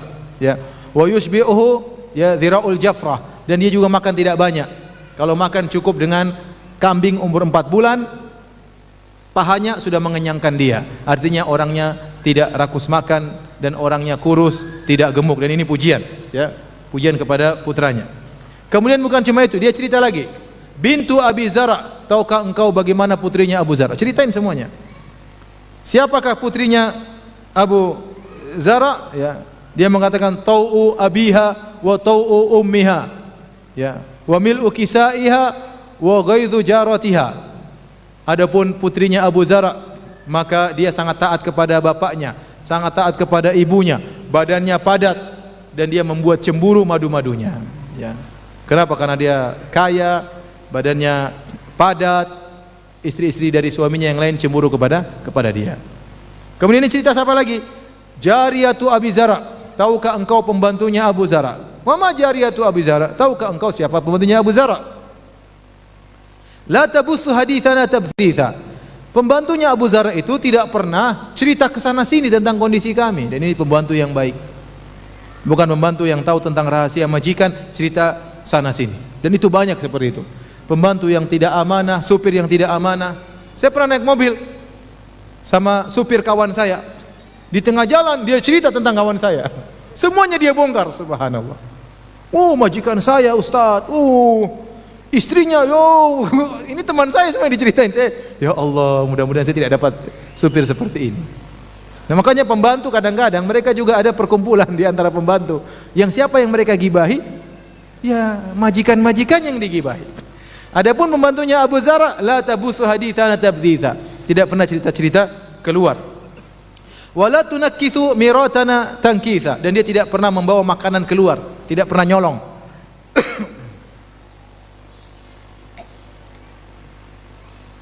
Betapa banyak pembantu yang suka nyuri, nyolong, tahu-tahu HP hilang, tahu-tahu cincin hilang, tahu-tahu uang hilang. Ya, semua diapain? Ya. Kayaknya ada paguyuban pembantu yang suka apa? Mencuri. Pembantu ada yang jujur, amanah, tidak banyak, tapi ada. Ya. Tapi yang suka mencuri banyak. Ya. Adapun, ya, makanya bahagia kalau kita mendapati pembantu yang ternyata amanah, rajin sholat. Mungkin kerjanya nggak begitu beres, tapi kalau dia amanah, pegang itu pembantu. Ada mungkin membantu kerjaannya bersih tapi nyolong, repot. Kapan kita lengah diambil barang kita. Tapi pembantu ini masya Allah dia amanah. Bahkan tidak pernah mengeluarkan makanan kasih-kasih ke orang kecuali dengan izin majikannya. Kemudian wala tamla'u baitana ta'shisha, dia tidak pernah membawa kotoran ke dalam rumah kami. Itu tidak pernah bikin masalah. Dia tidak pacaran di luar, kemudian berzina, tidak pernah bawa laki-laki ke rumahnya, ke rumah majikan, tidak pernah bikin masalah. Ini pembantunya Abu Zara. Dalam riwayat yang lain, Ummu Zara cerita, kalbu Abi Zara, tahukah engkau bagaimana anjingnya Abu Zara? Dia cerita semuanya. Dalam riwayat yang lain, tahukah kamu bagaimana tamunya Abu Zara? Tamunya kalau datang kenyang, ketawa ketiwi, main di sini, semua dia ceritain. Tapi apakah dia terus bahagia? Ternyata tidak. Ternyata Ummu Zara dicerai oleh suami yang sangat dia cintai tersebut. Bagaimana kisahnya? Dia cerita. Kharaja Abu Zara, ya. Suatu hari Abu Zara keluar, wal autabu tumakhat, keluar di pagi hari. Awal autabu tumakhat maksudnya susu-susu sedang digerak-gerakkan untuk dikeluarkan yogurtnya, ya. Artinya sedang diolah, dan itu dikerjakan di pagi hari. Suatu hari dia keluar di pagi hari, keluar dari rumah. Falaqiya imra'atan ma'aha waladani laha kal fahdaini yal'abani min tahti khisriha birumanatain. Tiba-tiba di tengah jalan dia melihat seorang janda masih muda. Janda tersebut memiliki 2 anak laki-laki kecil Yang anak laki kecil 2 orang itu seperti gerakannya cepat seperti macan, main-main dengan giat. Apa yang mereka mainkan? Mereka sedang main buah delima, 2 buah delima mereka lempar-lemparkan di bawah pinggang ibunya. Jadi ibunya sedang tidur terlentang, paham? Di bawah pinggangnya ada lubang. Kenapa? Mohon maaf, karena bokongnya besar. Ya. Jadi bokongnya besar, ada rongga. Rongga itu dibuat untuk lempar buah-buahan oleh 2 anaknya. Waktu Abu Zar'a lihat, dia tertarik. Ini perempuan bokongnya besar, dia suka. Dalam sebagian, ini tafsir sebagian ulama, tafsir yang lain mengatakan 2 anak tersebut bermain dengan 2 buah delima, maksudnya 2 buah delima adalah bermain dengan buah dada wanita tersebut. Buah dadanya seperti buah delima yang menyenangkan. Intinya Abu Zar'a tertarik sama janda tersebut. Subhanallah. Laki-laki kadang-kadang demikian, begitu lihat langsung tertarik, tidak ada angin, tidak ada hujan, tahu-tahu tertarik. Apa yang dia lakukan? Fatallaqani wa nakahaha. Dia pun pulang ceraikan aku, dia nikah dengan janda tersebut. Selesai cerita. Udah dengar suara kuda, suara onta, semuanya tadi cerita semua, aku diceraikan, Masya Allah. Tetapi apakah Ummu Zar'a putus asa? Tidak, dia cerdas. Kalau dia tidak bisa mendapatkan kebahagiaan yang sempurna, kebahagiaan yang ada tetap dia jalani. Bukan berarti kemudian saya bunuh diri, gantung diri, dicerai, enggak. Saya tidak mau nikah lagi. Enggak, dia nikah lagi habis itu. Kata dia, "Fanakahtu ba'dahu rajulan sariyan, raqiba syariyan, wa akhadha khatiyan, wa araha alayya min kulli ra'itin zaujan." Ya. Wa araha alayya na'aman katsiran. Kata dia, setelah itu aku menikah dengan seorang laki-laki, dalam riwayat syab, pemuda. Abu Zar'a tadi sudah punya anak, duda, atau punya istri yang lain, atau duda. Setelah itu saya menikah dengan pemuda, jomblo. Ini jomblo enggak sembarangan, rajulan sarian, terkemuka, terpandang. Ya. Raqiba syarian, gagah, naik kuda yang cepat. Akhadha khatiyan, dan dia punya tombak herba yang diambil dari suatu tempat namanya Khot di pinggiran Bahrain, sehingga tombak tersebut disebut dengan Khotiyan, itu dinisbahkan kepada tempat pembuatan tombak tersebut, yaitu tombak mahal. Wa akhadha Khotiyan, ya. Wa araha alayya na'aman thariyan, kemudian dia kasihkan kepadaku onta-onta yang banyak. Dia kasih saya harta. Wa atani min kulli ra'ihatin zaujan, bahkan dia memberikan aku harta yang berpasang-pasangan, anting-anting emas, gelang emas dan perak, onta berpasang-pasangan, kasih hadiah sama saya banyak. Bahkan suamiku yang kedua ini berkata, "Kuli Umma Zar'a wa miri ahlaki." Makanlah sepuasmu wahai istriku, dan berikan ini juga kepada keluargamu. Suami yang kedua ini baik, tidak kalah baik daripada Abu Zar'a. Jomblo lagi, masih apa? Masih perjaka. Baik sekali sama Ummu Zar'a. Tapi apa komentarnya Ummu Zar'a? Lau jama'tu kulla syai'in a'tanihi ma balagha asghara aniyati Abi Zar'a. Kalau saya kumpulkan semua pemberianku suamiku yang baru ini, semuanya dari A sampai Z saya kumpulkan, tidak akan sama dengan segelas kecil pemberian Abu Zar'a. Subhanallah. Tidak ada nilainya bagi dia. Kenapa? Karena dia cintanya kepada Abu Zar'a. Susah. Kalau semua dinilai dengan cinta, semua bernilai mahal. Tapi kalau sudah tidak cinta, semua tidak bernilai. Bayangkan dia mengatakan, "Lau jama'tu kulla syai'in a'tanihi." Kalau saya kumpulkan semua pemberian suamiku yang kedua ini yang begitu banyak, tidak bisa dibandingkan dengan satu gelas pemberian apa? Abu Zar'a. Benarlah perkataan seorang penyair, "Nakil fuadaka haitsu syi'ta minal hawa, famal hubbu illa lil habibil awwali." Silahkan pindahkan hatimu untuk kau cinta kepada wanita siapa saja yang kau kehendaki, tapi cinta sejati hanyalah kepada cinta yang pertama. Allahu Akbar. Wa kam min manzilin ya'lafuhul fata wa haninuhu abada li awwalil manzili. Betapa banyak tempat yang disinggahi oleh seorang pemuda, tetapi kerinduannya selalu kepada tempat yang pertama. Percuma Ummu Zar'a sudah jatuh cinta kepada Abu Zar'a. Itulah cinta pertamanya, tidak bisa dia lupakan. Dia hidup dengan suami yang kedua, dia enjoy, tetapi tetap saja hatinya kepada Abu Zar'a. Ceritalah Aisyah selesai. Ceritanya Aisyah cerita, Nabi dengar dari awal. 1, 2, 3, sampai berapa? Sampai 11. Bayangkan, Nabi sabar dengar cerita istrinya. Sabar atau tidak? Sabar. Apa komentar Nabi SAW? Setelah cerita semua dari 1 sampai 11, Abu Zar'a cerita anjingnya, semuanya diceritain. Nabi tidak bilang ngapain cerita-cerita anjingnya, langsung aja. Enggak, Nabi dengar aja pelan sampai selesai. Nabi berkomentar, kuntu laki ka Abi Zara li Ummi Zara. Nabi berkata, wahai Aisyah, aku bagimu seperti Abu Zar, seperti Ummu Zar. Walakinni la utallik, bedanya aku tidak menceraikan. Saya tanya sama antum, apakah Nabi memberikan kepada Aisyah harta yang banyak seperti Abu Zar? Jawabannya tidak. Tetapi sikap Abu Zar yang sayang kepada Ummu Zar seperti aku kepada engkau wahai Aisyah. Hanya saja aku tidak mencerai, Abu Zar cerai, aku tidak. Aisyah menimpali, anta khairu min Abi Zar, kau lebih baik daripada Abu Zar. Kata para ulama, Nabi berkata kuntu di sini ada khilaf, apa maksudnya? Harusnya Nabi berkata ana laki, enggak usah kuntu, enggak usah pakai kana. Ini yang ngerti bahasa Arab. Harusnya ana laki ka Abi Zar ulama. Tapi Nabi mengatakan kuntu. Apa makna kuntu? Ada beberapa tafsiran, di antaranya kuntu ini diambil dari kana tufidu daimuma. Artinya aku selalu kepada engkau seperti Abu Zar terhadap Ummu Zar, selalu. Ada kata apa? Selalu. Aku selalu bersikap kepadamu seperti Abu Zar terhadap Ummi Zar. Hanya saja aku tidak mencerai. Sebagian ulama mengambil faedah dari sini bahwasanya tidak mengapa seorang mengingatkan kebaikannya kepada istrinya. Sebagaimana Nabi berkata, aku ini baik seperti Abu Zar kepada engkau wahai Aisyah. Tidak mengapa sesekali, karena wanita sering lupa dengan kebaikan apa? Suaminya. Dan ingat, tatkala kita mengingatkan kepada istri kita tentang kebaikan kita, bukan dalam rangka mencela dia, tapi kita sayang sama dia, jangan sampai dia terjerumus dalam dosa, yaitu ingkar terhadap kebaikan suami. Yang dimana ingkar terhadap kebaikan suami sebab utama para wanita masuk neraka jahanam. Nabi SAW bersabda,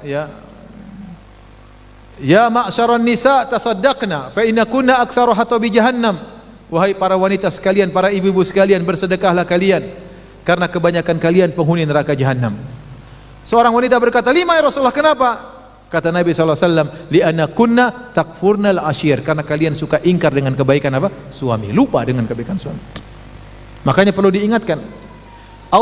Nabi SAW bersabda dalam hadis yang dihasankan oleh Syekh Albani rahimahullah ta'ala, inna Allah la yanzuru ila imra'atin la tashkuru li zawjiha wa hiya la tastaghni anhu. Allah tidak memandang kepada seorang wanita yang tidak pandai bersyukur kepada suaminya, padahal dia butuh kepada suaminya. Ada wanita seperti begitu, tidak bersyukur sama suaminya, nuntut terus, bentak-bentak suami. Ini sebab dia mudah untuk masuk neraka jahanam. Maka terkadang boleh laki-laki untuk mengingatkan, sayang, ingat loh saya pernah belikan kamu ini, bukan untuk menyakiti hatinya, itu dilarang. Allah berfirman, ya ayyuhalladzina amanu la tubtilu shadaqatikum bil manni wal adza. Wahai orang beriman, jangan kalian batalkan pemberian kalian, sedekah kalian dengan menyebut-nyebut dan mengungkit-ungkit. Kita tatkala mengungkit kebaikan kita kepada istri kita, bukan dalam menyakiti hatinya, bukan.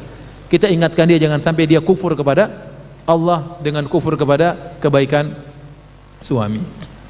Taib hadirin dan hadirat yang hatilah subhanahu wa ta'ala, inilah tadi hadis yang panjang yang dibawakan Imam Al-Bukhari dalam sahihnya. Semoga bisa kita ambil faedah dari kisah yang disampaikan tersebut. Kalau ada yang bertanya saya persilahkan, namun sebelum antum bertanya saya ingin tanya karena ada hadiah ingin saya bagikan. Taib. Yang pertama, siapa yang datang paling jauh? Dari mana? Mana? Tanjung Balai? Ada yang lebih jauh? Aceh? Aceh? Ada yang lebih jauh dari Aceh? Bagan Batu, mana lebih jauh, Bagan Batu atau Aceh? Aceh. Dari Padang, Padang sama Aceh jauh mana? Jauh Padang? Masya Allah, ini Padang satu buat Aceh. Makassar, tinggal di Makassar atau datang dari Makassar? Yang maksud saya yang datang dari jauh untuk ngaji memang. Dia datang dari jauh berpergian untuk datang ngaji. Aceh ini. Kasih. Taib, yang seperti Abu Zar mana? yang paling tua angkat tangan. Yang paling tua. Siapa yang merasa paling tua? Berapa umur? 65? 66? 66, ada yang lebih tua? Kasihkan. Jazakallah khair. Kasih nama. Ada yang jomblo yang paling tua, angkat tangan. Angkat tangan aja, pelan-pelan, dari jauh saya bisa lihat. Jomblo yang paling tua, ada ya? Sudah, ke sana. Udah nggak usah lihat, antum lihat sini aja, nggak usah lihat dia. Kasih over ke belakang sana. Di dekat tiang. Baik, pertanyaan, apa sifat yang disebutkan oleh Ummu Zara tentang putranya Abu Zara? Siapa yang tahu? Ya, apa? Kurus, tidak banyak makan. Masya Allah, syukran. Taib, siapa yang bisa sebutkan ciri suami yang ke-8? Ayo, cepat. Jangan lihat, nggak boleh lihat. Hafal. Hah? Lembut seperti kelinci. Baunya? Baunya harum. Terus apa? Ngangenin. Karena ada yang 81 usianya. Oh, ada yang 81. Tolong berikan yang 81. Masya Allah. Semoga Allah berkahi umurnya. Taib, tinggal satu terakhir ya.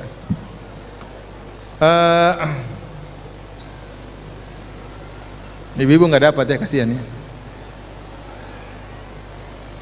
Siapa yang duda? Angkat tangan. Siapa yang duda? Ada? Masya Allah. Kasih.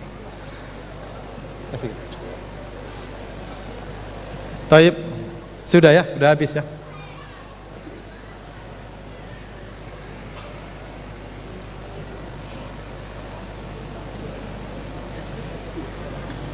Waduh, banyak sekali pertanyaan.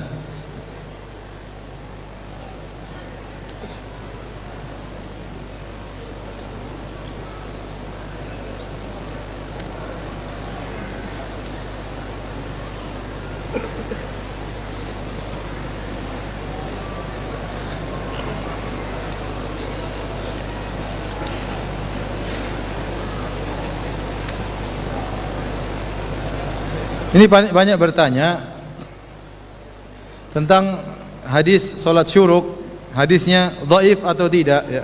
Jadi hadis tentang keutamaan salat syuruk diperselisihkan oleh para ulama tentang kesahihannya atau kedhaifannya. Karena dia datang dari beberapa sahabat ya, kalau tidak salah dari 4 sahabat ya, Abu Umamah Al-Bahili dan yang lainnya. Tetapi riwayat ini dhaif. Nah, riwayat yang banyak ini apakah bisa naik menjadi derajatnya hasan atau tidak bisa naik karena syadidul dha'af, karena dhaifnya sangat berat? Di sini tempat ijtihad para ulama. Sebagian ulama menyatakan hadisnya hasan. Di antaranya ulama-ulama kita seperti Syekh Albani rahimahullah, Syekh bin Bas rahimahullah taala ya. Dan sebagian ulama mengatakan hadisnya dhaif ya. Tetapi meskipun hadisnya dhaif ya, amalnya sendiri adalah amal yang dianjurkan. Apa sih maksudnya sholat syuruk yang katanya pahalanya seperti haji atau umrah? Amalnya adalah seorang sholat subuh di masjid, setelah itu dia duduk berzikir sampai waktu duha, kemudian dia sholat apa? Duha. Ketiga amalan tersebut, sholat di masjid, duduk berzikir sampai duha, sholat duha, ini semua amalan dianjurkan oleh Nabi SAW. Jadi para ulama bersikap ringan dalam hadis-hadis yang menunjukkan keutamaan amalan, karena amalannya sudah ada. Beda dengan hadis dhaif menimbulkan amalan baru, ini yang kita tidak boleh. Tapi kalau amalannya sudah ada, hadisnya dhaif, maka para ulama selama hadisnya tidak terlalu mungkar, tidak terlalu parah, maka mereka meringankan dalam masalah ini. Oleh karenanya saya sendiri lebih condong kepada hadisnya dhaif ya. Tetapi amalan tersebut ada, maka tidak mengapa seorang mengamalkan namanya sholat syuruk ya. Karena Nabi SAW, kebiasaan Nabi setelah sholat subuh, Nabi berzikir ya. Dan Nabi juga menganjurkan kita untuk sholat apa? Sholat duha. Wallahu a'lam bishawab.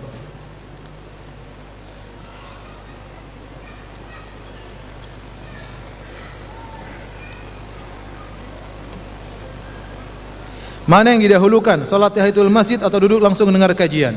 Ala kulli hal, kalau dia bisa gabungkan, dia sholat tahiyatul masjid dengan ringan, kemudian dia duduk dengarkan apa? Pengajian. Tapi kalau dia langsung duduk pengajian, toh sholat tahiyatul masjid, ijma ulama, hukumnya adalah sunnah, tidak sampai pada derajat apa? Wajib, ya. Ya, tidak sampai pada derajat wajib. Meskipun ada sebagian ulama yang mengatakan wajib, tapi ya sebagian ulama mengatakan ijma, ya, dan itu kuat bahwasanya sholat tahiyatul masjid tidak sampai derajat wajib. Yang sudah download Bekal Islam angkat tangan coba. Bekal Islam belum ya? Tolong di download ya. Di situ ada penjelasannya. Gratis ya. Bekal Islam download di Android sama di iPhone ada. Silakan di download. Nanti di situ juga ada saya bahas tentang sholat syuruk dan juga tentang tadi sholat tahiyatul masjid, hukumnya wajib atau sunnah. Taib, demikian saja kajian kita para hadirin hadirat yang rahmatillah subhanahu wa ta'ala. InsyaAllah kita dipertemukan di kesempatan yang lain ya. Dan semoga Allah pertemukan kita di surganya kelak. Amin ya rabbal alamin. Kita dengan kafaratul majlis. Subhanakallah bihamdik asyhadu an la ilaha illa anta astaghfiruka wa atubu ilaik. Assalamualaikum warahmatullahi wabarakatuh. Waalaikumsalam warahmatullahi wabarakatuh. Jazakallah ya, barakallahu fiik Ustaz. Atas faedah ilmu yang diberikan. Semoga bermanfaat dan kami persilakan